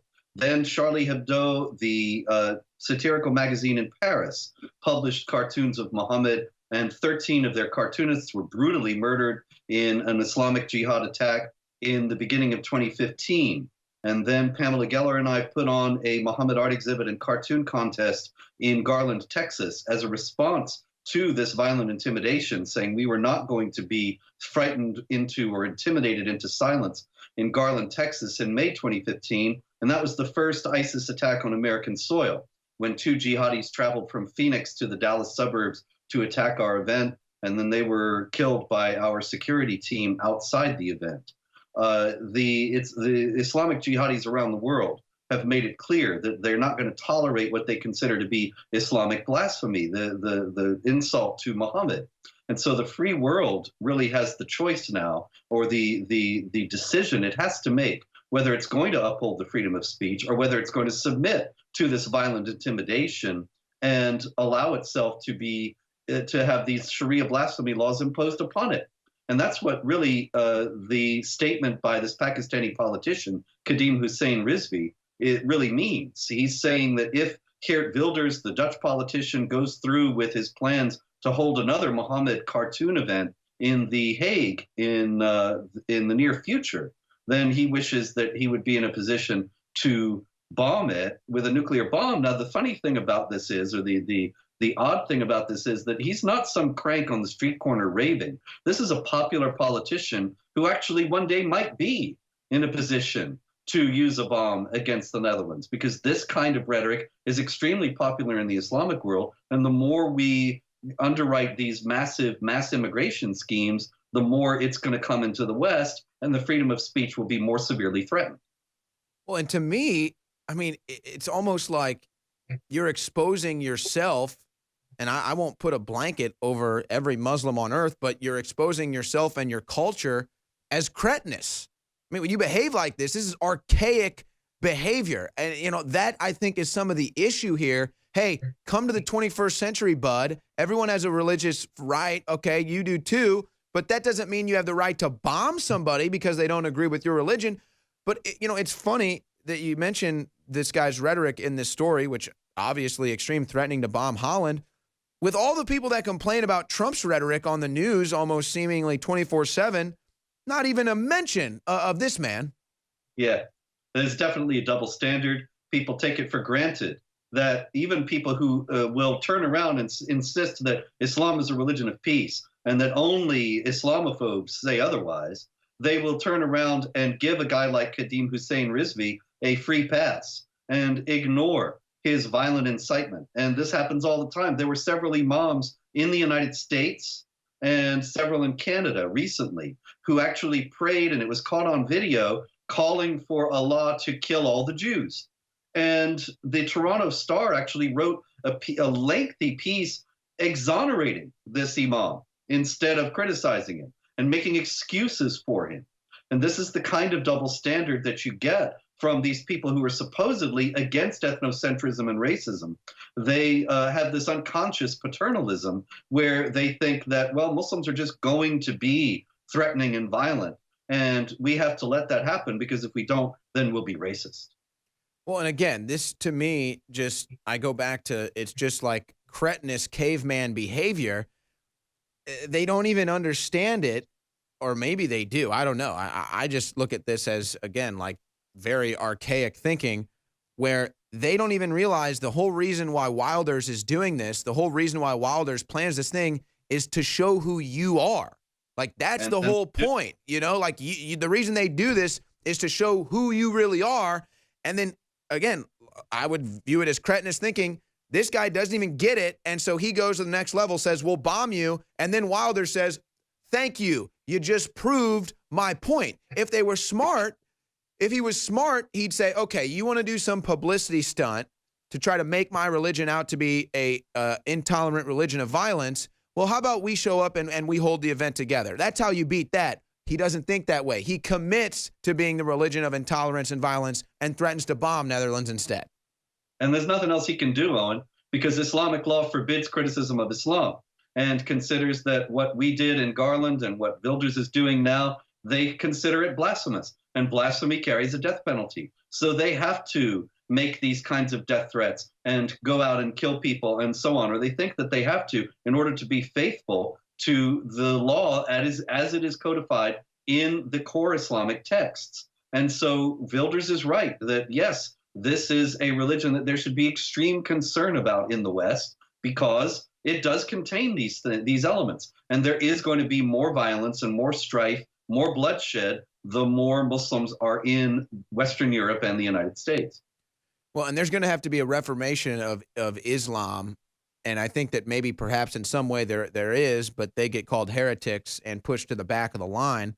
But another story you have at jihadwatch.org out of the Netherlands, Muslim politician says if Dutch people don't like a changing Netherlands, they could get lost. Now, the irony of this story to me is that they're the ones that are being intolerant. They're the ones that want you to accept everything that comes with the religion of Islam, not to live in harmony, not to coexist, but for you to bow down to their religion. So they have this, it's like a, I don't know if false narrative is the right way to put it, but they have this, it's like they act like they're the ones not being included, even though they are being included, and they're the ones not tolerating somebody not going along with them. It's like this weird concoction and twisting of reality.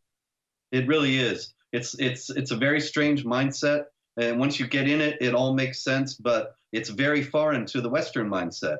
And this guy is actually showing the outcome of this mass migration. He's saying now the Dutch should leave the Netherlands if they don't like what the Muslims are doing there. And this is a Muslim politician. He's the leader of a party called DENK, which is a Muslim party that is openly anti-Semitic and is allied with Erdogan in Turkey and calling for the Islamization of Europe. And so this is all out in the open now. This is not something that supposedly conspiracy theorists are saying. And he's saying essentially, we're in charge now, and we're not going to tolerate any dissent from you. That is, from the people who've traditionally been in Holland for centuries. And so this is something that is ultimately going to come to a head. And they're going to have to deal with it, whether the Dutch people want to surrender and become an Islamic society with a leader like that for the whole nation, or whether they're going to stand up for Dutch principles and say to the Muslims, you're perfectly welcome to stay here if you assimilate and adopt Dutch principles and reject the elements of Islam and of Islamic law that are in contradiction to those principles. But otherwise, we're going to have a problem because you're going to be in violation of Dutch law. You know, it's so ridiculous.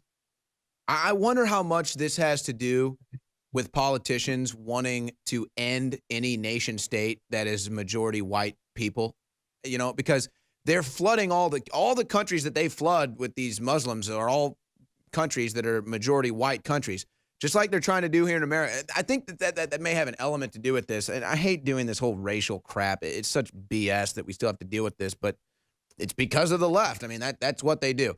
So, Robert Spencer, thank you so much, the author of The History of Jihad. Where can the audience find that book?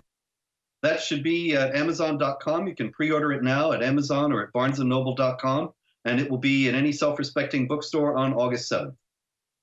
So there you go. The History of Jihad, available in any bookstore August 7th. Thank you so much, Robert Spencer from jihadwatch.org, for joining us today. Thank you, Owen. All right. Now, we've got a short 5-minute segment on the other side of this break. Then Jake Lloyd is going to join me in studio. Not sure what he wants to talk about, but we got news to cover. So that is what we'll do. Maybe a video clip in the short 5 minutes here. Don't go anywhere. This is The War Room. Talking over the liner here. Just go ahead and pull it down. There's so many great video clips here. I'm not even going to be able to get to all of them. I mean, Trump slamming NATO, Trump standing up for America. So refreshing. Just more compilations of radical sheeple in the streets shouting at people. They don't even talk anymore. They just shout. So I'm not even going to be able to get to all those clips. Maybe we'll try to squeeze them in. But first, President Trump must be a genius, ladies and gentlemen. I can't believe nobody thought of this one. This is incredible. Listen to President Trump's solution for the immigration problem. Well, I have a solution. Tell people not to come to our country illegally. That's the solution. Don't come to our country illegally. Come like other people do. Come legally. This is groundbreaking stuff. How come no one thought of this? Very simply, we have laws, we have borders.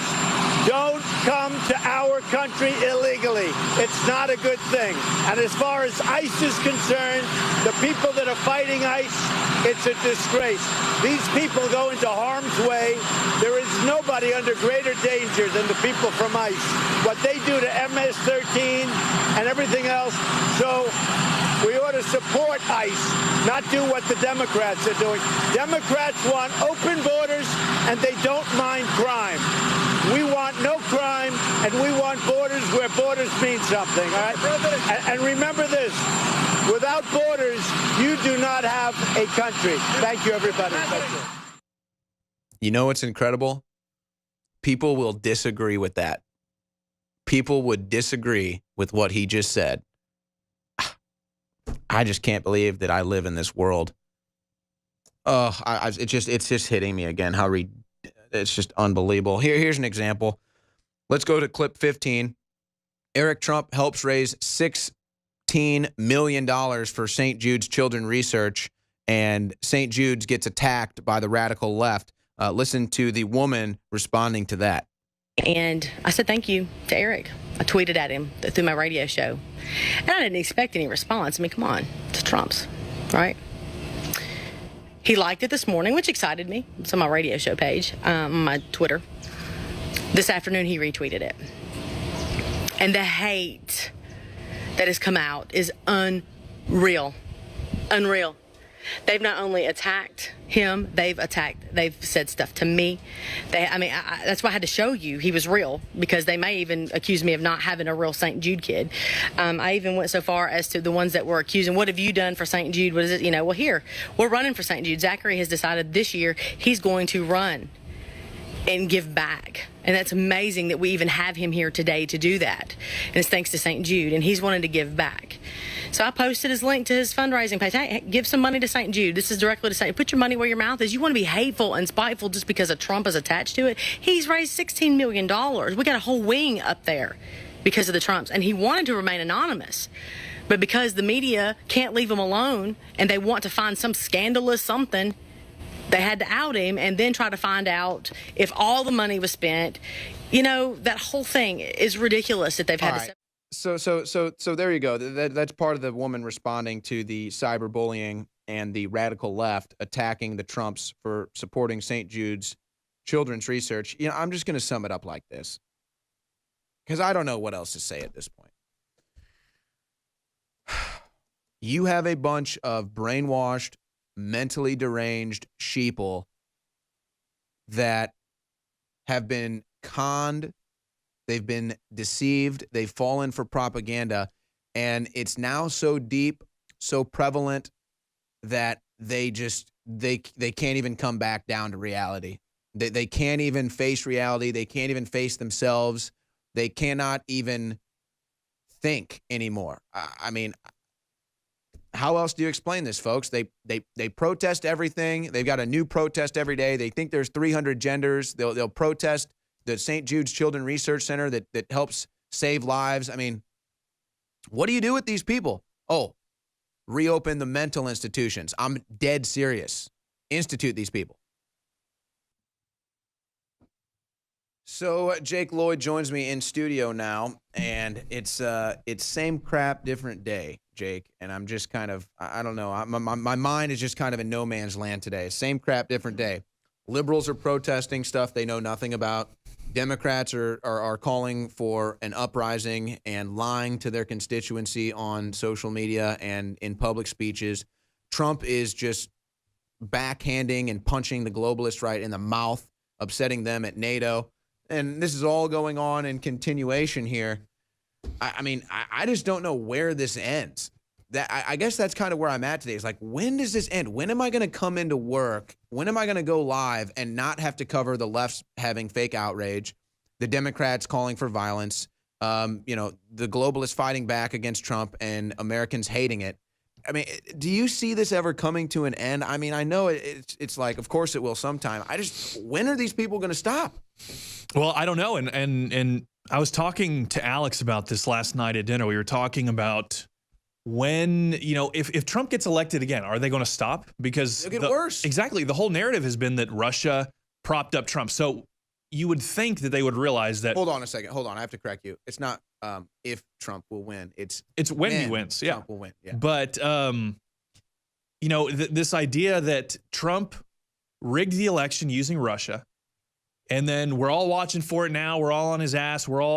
Robert Mueller's like barreling down on him. He's going to jail, all this different stuff. And then he wins again. How will that affect the liberal brain, the liberal ego? Because you would think that would make him go, well, even if they don't admit it, that would make him go, okay, well, you can't rig an election twice, especially when the second time everybody's supposedly watching so hard, all the intelligence agencies and everything, because they're so trustworthy, as like we learned in Iraq with the WMDs. But that was what we were talking about, is just what will it take for these people to actually come around? And we don't know. I mean, I'm of the personal opinion that it'll have to boil over in some kind of violent way. And I don't want that. I hope that we can avoid that in some way. But it's like, these people are so delusional. They're so far off in the twilight zone, in la la land, in their liberal delusions, that it will take something. It'll take a punch in the face, a real hard punch in the face to wake them up. And I think the next battle, I mean, like, I'd rather do a broadcast and we talk about issues that affect everyone. Like, what are we going to do about the 5G? What do we need to do about the internet and free speech? These are things that if we could have a real conversation with the quote unquote left or people that oppose with my political views, that would be uplifting. Let's talk about the GMOs. Let's talk about, health and moving forward. I mean, these are topics that to me are more uplifting, more, they bring people together. All humans should be concerned. No, I have to go sling mud with these people. I have to listen to them tell me about how abortion is their biggest cause. They want to kill babies. They have a whole salute to abortion. And so I'm going to deal with this for like 4 years. And then you know what I think is next? I think next we're going to have to be explaining to people every day how socialism doesn't work. That's what's going to happen next, because I think they're going to go full socialist.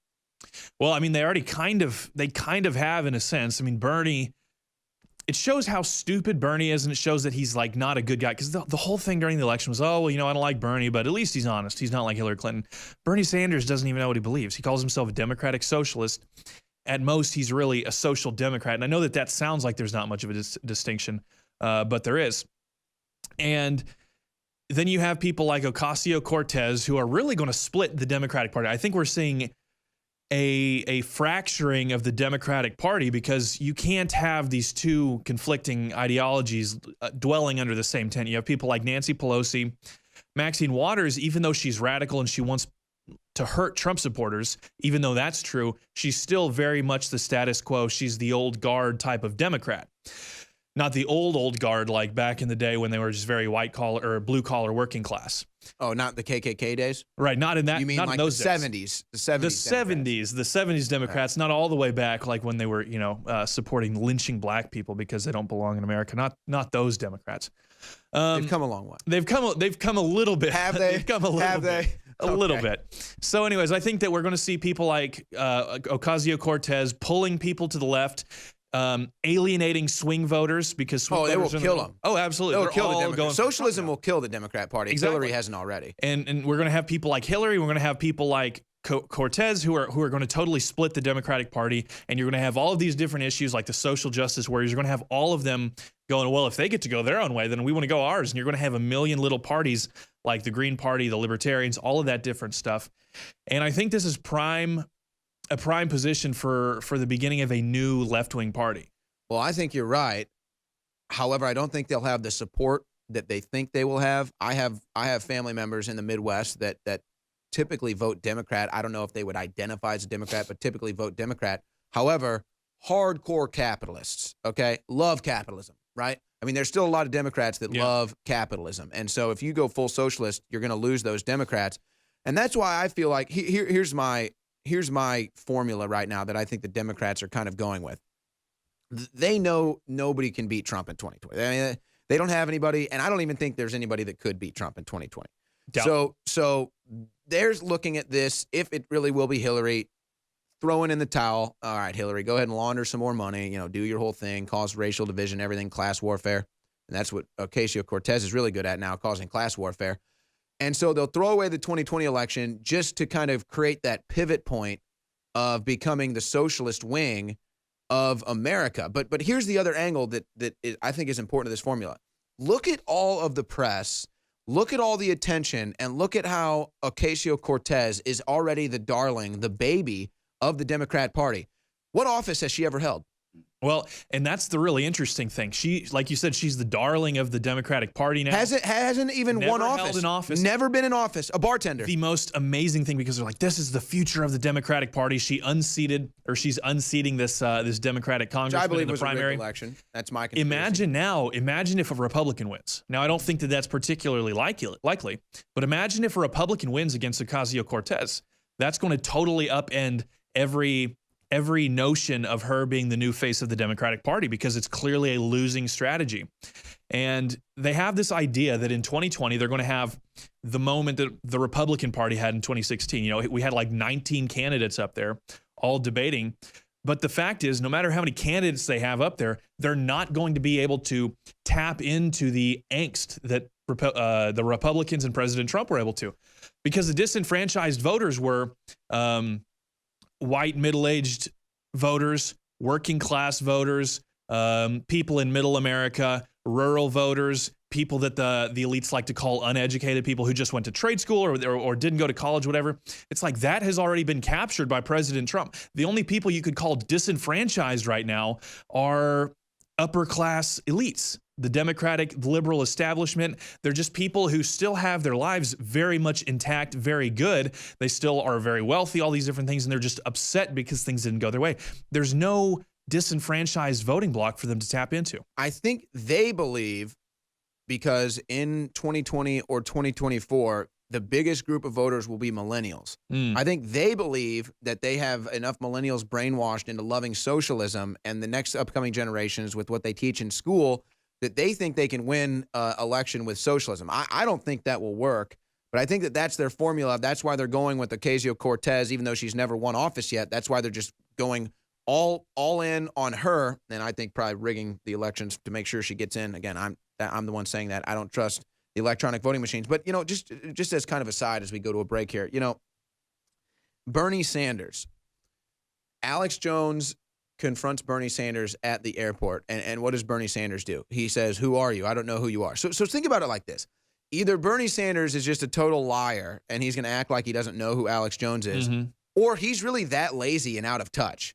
I mean, seriously, like, you don't know who Alex Jones is, Bernie Sanders? Give me a break. Hillary Clinton mentions him during a speech. Bernie Sanders, if he doesn't know who Alex Jones is, he's just a lazy bum who doesn't do any research into anything. Exactly. And I mean, the fact is that Bernie Sanders, as much as they want to, whine and cry about, oh, how he hadn't been in politics forever, or he actually had lived up to his record, or his voting record was solid, or whatever. The man has been in politics for like 40 years. He's never worked a real job before that. He's a bum. He is a street bum, and he knows that this is his free ride. So he lets the Democrats use him for his socialist message, and is just a lazy bum. Here's something that I am beginning to be bothered by. You know, I'm not claiming to be the smartest guy on earth. I'm probably not. I'm never going to claim that I'm smarter than anyone. But I will tell you this: I'm most likely more well researched, and I'm not lazy. Now, here's why I'm saying this. Okay, first of all, we had the story earlier today from the Daily Beast, Betsy Woodruff, citing one of the new appointments to the Mueller Council is in there to make sure that the Russians show up for court. They already showed up for court. Mueller skipped it.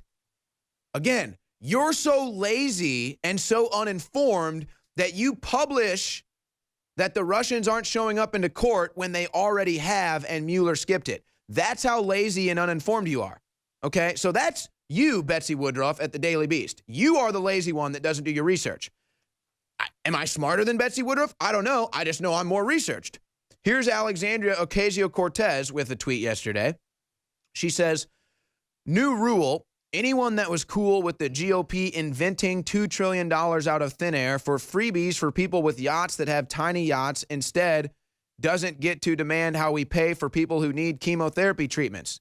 Okay, there's so much wrong with this tweet. Like, where do I begin? First of all, she says, GOP inventing $2 trillion out of thin air for freebies for people with yachts. A little context. She just says that. Where's the context? She didn't give any proof. Like, by the way, have you ever heard of the fractional reserve banking system, hun? They literally invent cash out of thin air. That's the fractional reserve banking system. I mean, that's her whole philosophy. Her whole philosophy is inventing money out of. That's what I'm saying. It's insane. But and so she creates class warfare. She says something about the GOP just giving free money out there, even though that's all she wants. But she doesn't even know what fractional reserve banking is that literally creates money out of thin air. I mean, I don't know how to analyze this other than they're lazy, unresearched, ignorant people. And they're dumb. I mean, I'm unafraid to admit that they're just dumb. These people are very stupid to buy into this type of ideology. I mean, because if you look at Marxism, like actual Marxism, which also feeds into socialism, it also feeds into this cultural Marxism that we talk about, which is really critical theory. It comes out of the Frankfurt School, the Institute for Social Research. They try to look at the economy as a science, like it's intertwined with social studies, and it's not a science how we think of like, well, supply and demand. It's like they think that you can scientifically predict that after a while capitalism will collapse into socialism or communism. So these people don't actually think. It's so deterministic and it's so weird that I can't even explain it like a normal person.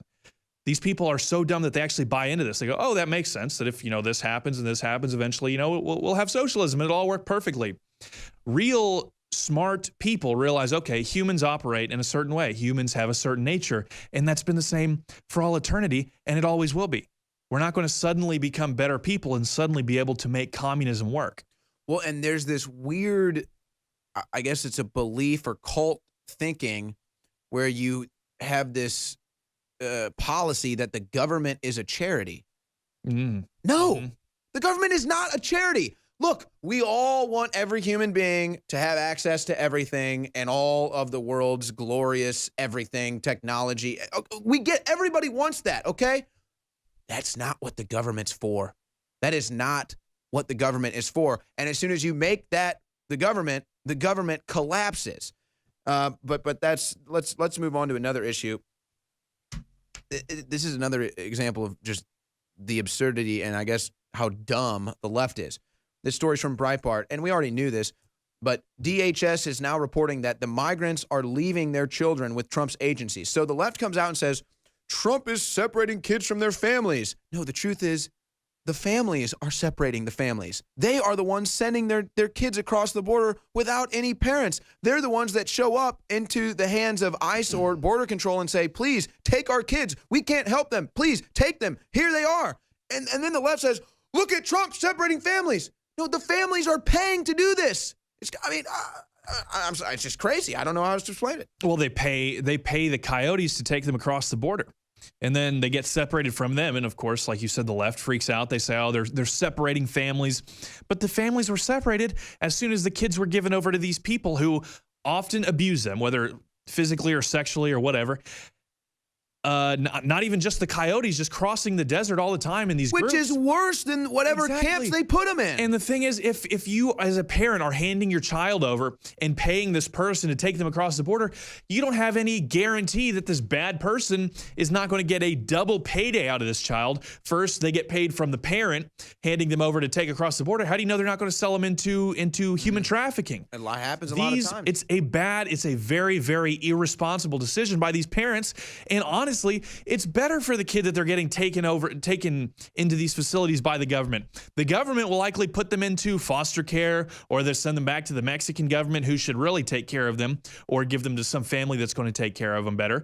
But it's not our responsibility we can't retroactively stop the bad decisions by the parents. How dare ICE want to keep these children from being sex trafficked? You know, I mean, how dare they? How dare Border Control want to keep these kids from being sex trafficked? Well, it's like the story that I'm sure you've talked about, where ICE was actually breaking up a child or human trafficking ring, and outside all the Democrats were protesting, like, oh, stop ICE, stop ICE, stop ICE, and they were really saving human beings from being sold.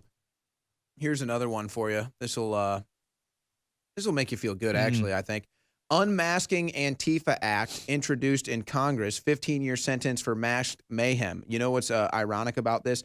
This is basically kind of the reintroduction, if you will, of an old law that was written for who? The Klan. That's right. The Klan. Unmasking the Klan, because they'd show up with their faces covered and do a bunch of racist activity against black people. So they had to write laws that you couldn't do that. So they unmasked the Klan.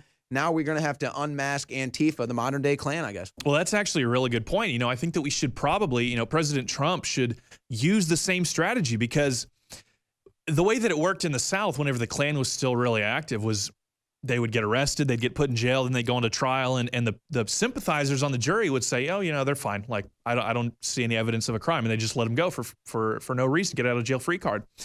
So they had to, JFK had to implement some federal policies in order to get these people actually locked away and break up the Klan. So maybe the way that they do this, because obviously California doesn't want to, restrict any of this activity. They don't want to punish people for committing these crimes, but they do want to punish people like Kyle Chapman, who were just, defending themselves at the Berkeley rallies. So I think that maybe the appropriate way for us to deal with this is just for President Trump and the federal government to restrict the activities of Antifa, maybe even more so than just banning face masks. Well, that's one way to start, and I kind of brought that up at the city council here in Austin, Texas. All right, Jake Lloyd, thank you for joining me. Folks, if you like Jake Lloyd's reports, not just when he comes in studio with me, but when he files other reports, if you like Harrison's reports, Savannah's reports, Paul Joseph Watson reports, everyone's reports at InfoWars, you're going to want to go to InfoWarsStore.com and support us. We have a new product, Super Silver. It is the topical solution wound dressing gel, 25% off an introductory rate at InfoWarsStore.com. If you know about the healing power of colloidal silver, you're going to want to take advantage of Super Silver wound dressing gel. Replace whatever you use topically for wounds and cuts and abrasions. Replace that with Super Silver in your cabinets today. 25% off at InfoWarsStore.com.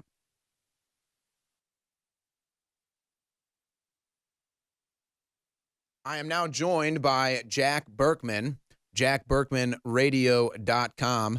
Jack was imperative on organizing and getting the press conference yesterday that many of you saw here on InfoWars and other outlets out there, where they had an anonymous source who I am calling Luke Anon call into the press conference. That is after we heard from the former New York Police Department homicide detective and Jack from his own investigative research on this. And then we went to Luke Anon on the phone, and the press asked some questions. So Jack joins me now.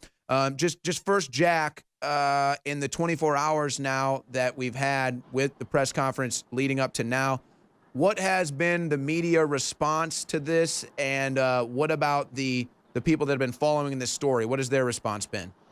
Owen, good evening. What a pleasure. The response has been just so overwhelming. I mean, I think we have every media outlet in the country now is taking an interest.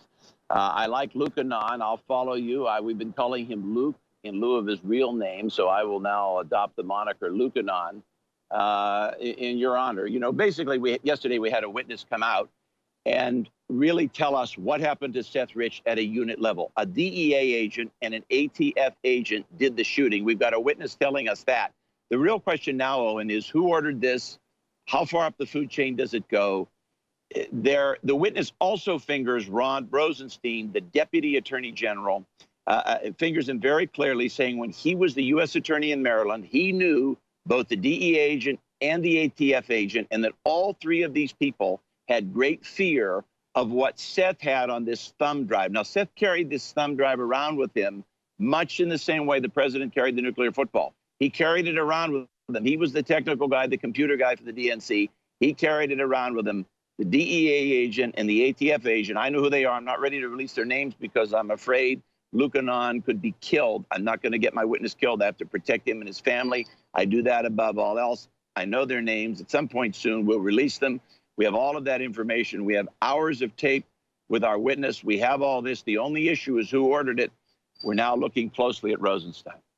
So just so the audience is clear on what you're discussing here, the witness that phoned into the press conference yesterday, who we're referring to as Luke Anon, works inside government agencies or has in the past. He's worked in counterterrorism and other instances. He's been questioned. He's been questioned by even Congress committees such as the House Intel Committee, not necessarily about Seth Rich, but about other issues to which he said he has brought that up to the House Intel Committee, which is kind of a very interesting matzo ball that is just sitting out there, a juicy one, in fact. So that may manifest in some way, shape, or form.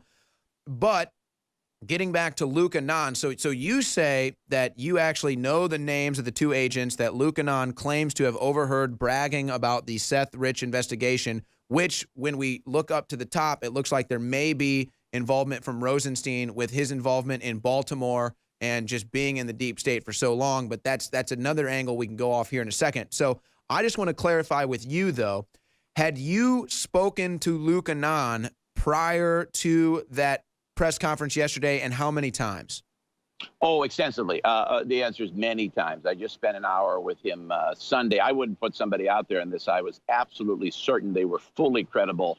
And this guy is 100% credible. I can tell you he has no axe to grind. He never asked for money. He didn't even ask for security. He has no desire for fame or anything else. He's insistent, at least for the time, on keeping his name secret. He wants nothing other than to do the right thing for his country. I can tell you Luke Anon is a patriot. So you have done enough vetting into Luke Anon to believe that he is at least legitimate, and it is very plausible that his story is true? Yes. Answers are yes, really yes, yes, and yes. He worked in law enforcement. He worked in Army Intel. He has a sterling military record. He has a heroic record in law enforcement. He was in the Maryland area in law enforcement and really has done a good many things.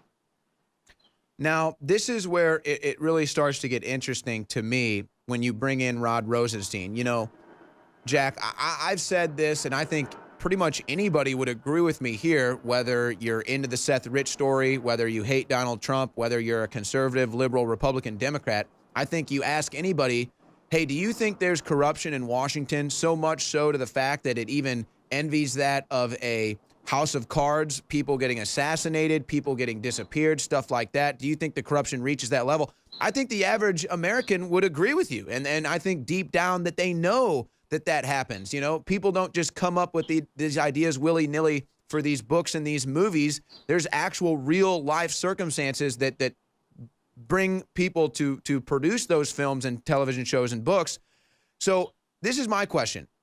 Knowing that element of DC exists, or at least most people believing that element of DC exists, do you believe that we are hovering over that target right now? Is this truly that deep state maniacal corruption in DC that we all know exists, that will gladly pull a trigger to protect itself? Rosenstein, it goes all the way up. We know now with the connections to Rosenstein. Do you think we are hovering over that element of D.C.? I do, and I think Frank Underwood is a wonderful analogy to Rod Rosenstein. I mean, Underwood and House of Cards is a very sophisticated, it's a much more sophisticated analogy for Rosenstein. But you have to understand, when Rosenstein was the U.S. attorney in Baltimore and for the state of Maryland, the District of Maryland, he was the boss of all of these people. He oversaw the DEA agent, he oversaw the ATF agent, he oversaw all of the federal agents. It would be a long shot, frankly, to say that he wasn't somehow involved. You see, Rosenstein and these two agents were very worried about what was on this thumb drive. They were worried about what emails were on there. They were worried about what doctored emails were on there. We don't know exactly what was on there. We don't know exactly what their preoccupation was, but we know that all three of them were very worried. And so the answer to that question perhaps leads you down the next rabbit trail, should you get it, which is, why were they so concerned about it? And was it truly Rosenstein that was concerned about the contents of that thumb drive? Or was it perhaps somebody else, maybe a Clinton, maybe an Obama, maybe someone else, maybe a Mueller? Maybe there's someone else that had a personal interest in making sure that whatever was on that thumb drive did not see the light of day. And Rosenstein just ended up being the bag man, essentially. Guys, did we lose Jack? We did. I'm here frozen. now. I got you. Okay. Did you? I hear you now. Okay. Did you hear my last points there? Yes. Yes. And it's a very good question. It goes to how far up the food chain this goes. The answer is we don't know. Look, I think all eyes need to be on Hillary Clinton, because I think Rod Rosenstein he felt she was going to be elected president. And maybe he wanted this thumb drive to blackmail her. Maybe he wanted this thumb drive to curry favor with her. But I have a strong feeling the Clintons are involved. And I can tell you more than that. I'm involved in any number of investigations. Rosenstein's name comes up so many times whenever you are looking at something bad. What I really think, Owen, is that the Seth Rich matter is the epicenter of the deep state. I think Seth Rich is not the iceberg. I think he's but the tip of the iceberg in a much larger investigation of corruption within the national security bureaucracy. And the reason why this carries so much weight, I think, is because of everything we're seeing right now with the fake news, with the Russia collusion, how Hillary started that. You know, that's kind of the sure. element that's sitting out there. But it really does all come back to Seth Rich. Why? Because they're claiming that it was the WikiLeaks emails that prove Russian collusion. Well, if Seth Rich had something to do with getting emails off the Democrat server, now all of a sudden you see how it all ties in together. And look, let's be perfectly clear. If they're that desperate to get Hillary in, which I think it's obvious that they were, they're still in denial that Trump won. If they were that desperate, that's why they would do this right in the middle of the street. This isn't a Vince Foster incident or any of these other incidents where they can erase it. This one is right in the middle of the streets, and everybody knows it happened. All right, final segment of the War Room. My guest is Jack Berkman. Again, he's been investigating the unsolved murder of Seth Rich. JackBerkmanRadio.com is where you can find a lot of his work. He organized the press conference yesterday where we had the speakerphone call-in from Luke Annan, who has claimed to know the Seth Rich murderers because they were bragging about it. He is on the inside, and that's how he was able to get that intel, and he has reportedly given that intel over to the House Intel Committee. So a lot of interesting developments there. But, Jack, I want to ask you this, and I'm sorry to put you on the spot right now, but feel free to take your time and think about this. You've been investigating this unsolved murder now for we'll just say 2 years. It's the 2-year anniversary of Seth Rich's unsolved murder. What events along the way have shaped your point of view of this? What significant events along the way of your investigation have led you to certain conclusions, certain beliefs, or motivated you to keep searching for answers? Well, initially, I pictured when Mary Rich got the phone call at 5 a.m. telling her son was dead, I pictured my mother, who'd often warned me of safety. And when I was about Seth's age, my mother used to talk obsessively about safety. And I think that's the main reason I got involved, because it could have been my son, it could have been my mother with me, it could have been any of the young people, Democrats or Republicans, who work for me. We have both. And so that's really what compelled me to get involved. But I'll be very honest with you, Owen. I don't know that I've said this before. Yesterday was the first big significant development in the long, hard 2-year investigation, because this is the first real strong witness to come forward and say, we know who the shooters are. We know who they were dealing with up the chain. Now all we have to do is put this together, find out how far up the chain it goes, and solve this thing. Well, and that's incredible to say, because this is something that happened just by chance. This wasn't something that you organized or even were trying to spur forward. This guy just happens to be inside hearing this, doesn't even know who Jack Berkman is, doesn't even know who Seth Rich is, and then hears this and kind of goes out and does his own research, and through his own tentacles is able to connect with you. Well said. You said it better than I did. Well said. And let me tell you the first thing. There are many pieces of credibility for Lucanon, but let me tell you the first thing that made me, the first time I talked to him, he didn't know the name.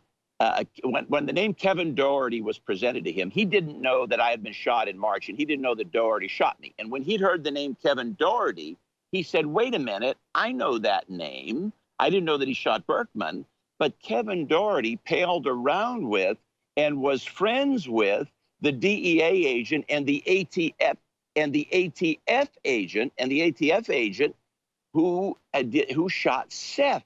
And I said, oh my God, here you have a guy. He didn't even hear that I was shot, and yet he knows the name Kevin Doherty in another context. That was what glued me to Lucanon. Then we began the serious vetting, and we found out all we needed to know. Well, this is, and just so people understand where your head is at on this, I asked you what significant events during this investigation, spurred you forward. He doesn't even mention the fact he gets shot and ran over by a car. I mean, that tells you, at least to me, Jack, where your heart and soul is when it comes to this. And, I'll just say this. 2 bullets are nothing. Oh, and 2 bullets are nothing. So I got a couple of bullets in me. So what? So what, right? Hey, you keep fighting, and, thank God that you're still here to do the good work that you're doing. I'm sure that they are not happy that is how it turned out. I'm not trying to. I don't want you to think I'm sliding your source, Lucanon, or anything like that. Not at all. I'm not doing that at all. And when I say this, I'm kind of saying it tongue in cheek. However, I'm also kind of serious. The next time, if there is another incident yesterday where a Washington Post reporter or a Daily Beast reporter, hey, I understand you say, hey, why should I trust you? Perfectly responsible question for a journalist to ask. I'm not sliding them for that. However, they kept pounding it, and the reason why they did that is they wanted to discredit the source. Is really what it was about. They didn't really care about journalistic integrity. They work for the Daily Beast and the Washington Post. If they cared about journalistic integrity, they wouldn't work there.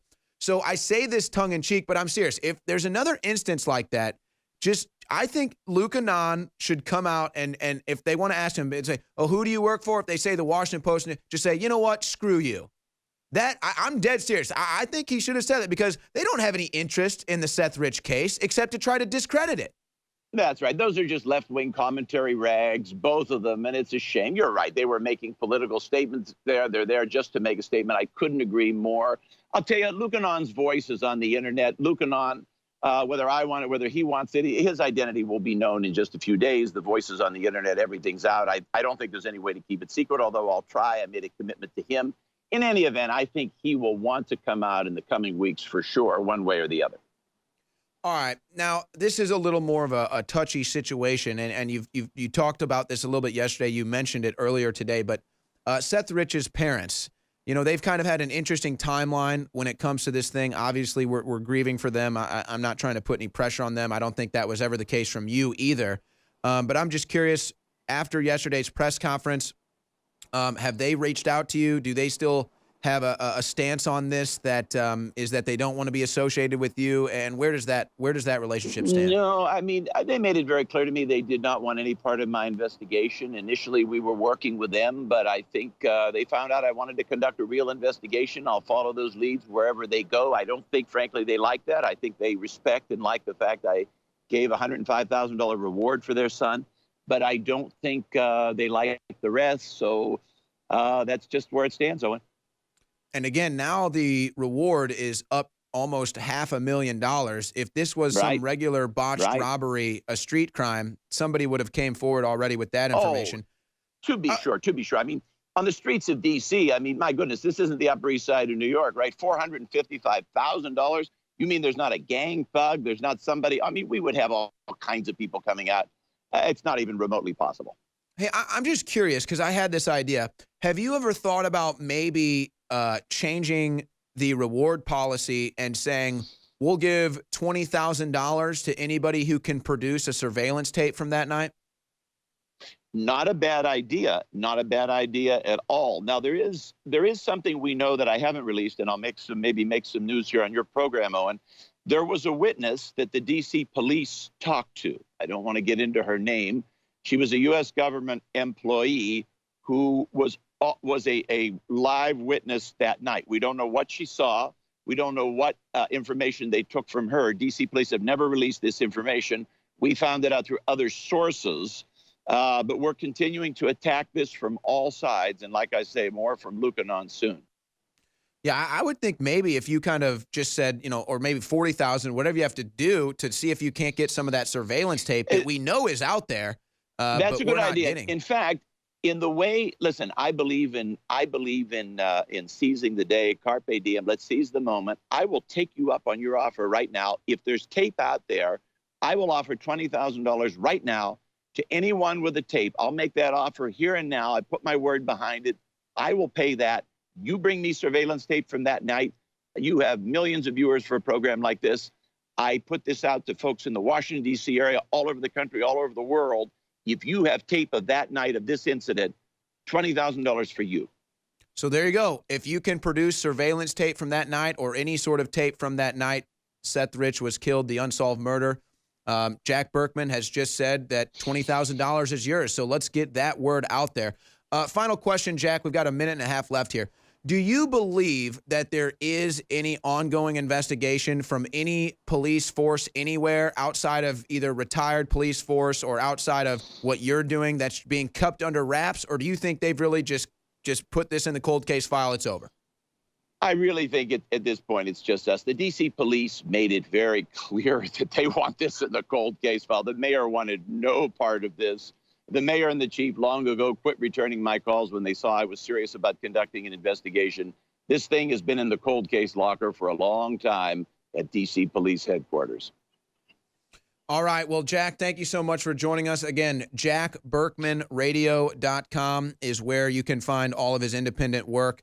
And Jack, just thank you for doing this. I appreciate you coming on with us today, and keep up the good work, brother.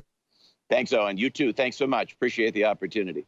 All right. Thank you, Jack. Wow. So we actually get a couple exclusives there on the War Room from Jack Berkman. So I appreciate him sharing those exclusive with us. And you would, there's going to be more developments. Whether you want to trust them or not is up to you, folks. But this is an unsolved murder case with so many holes in it and so much evidence of a cover-up. I mean, if this doesn't intrigue you, I just don't understand why. I mean, come on. You want to talk about D.C. intrigue and corruption? The Seth Rich murder has it all over it. Thanks for tuning in. That does it for the War Room. You stay classy, Info Warriors.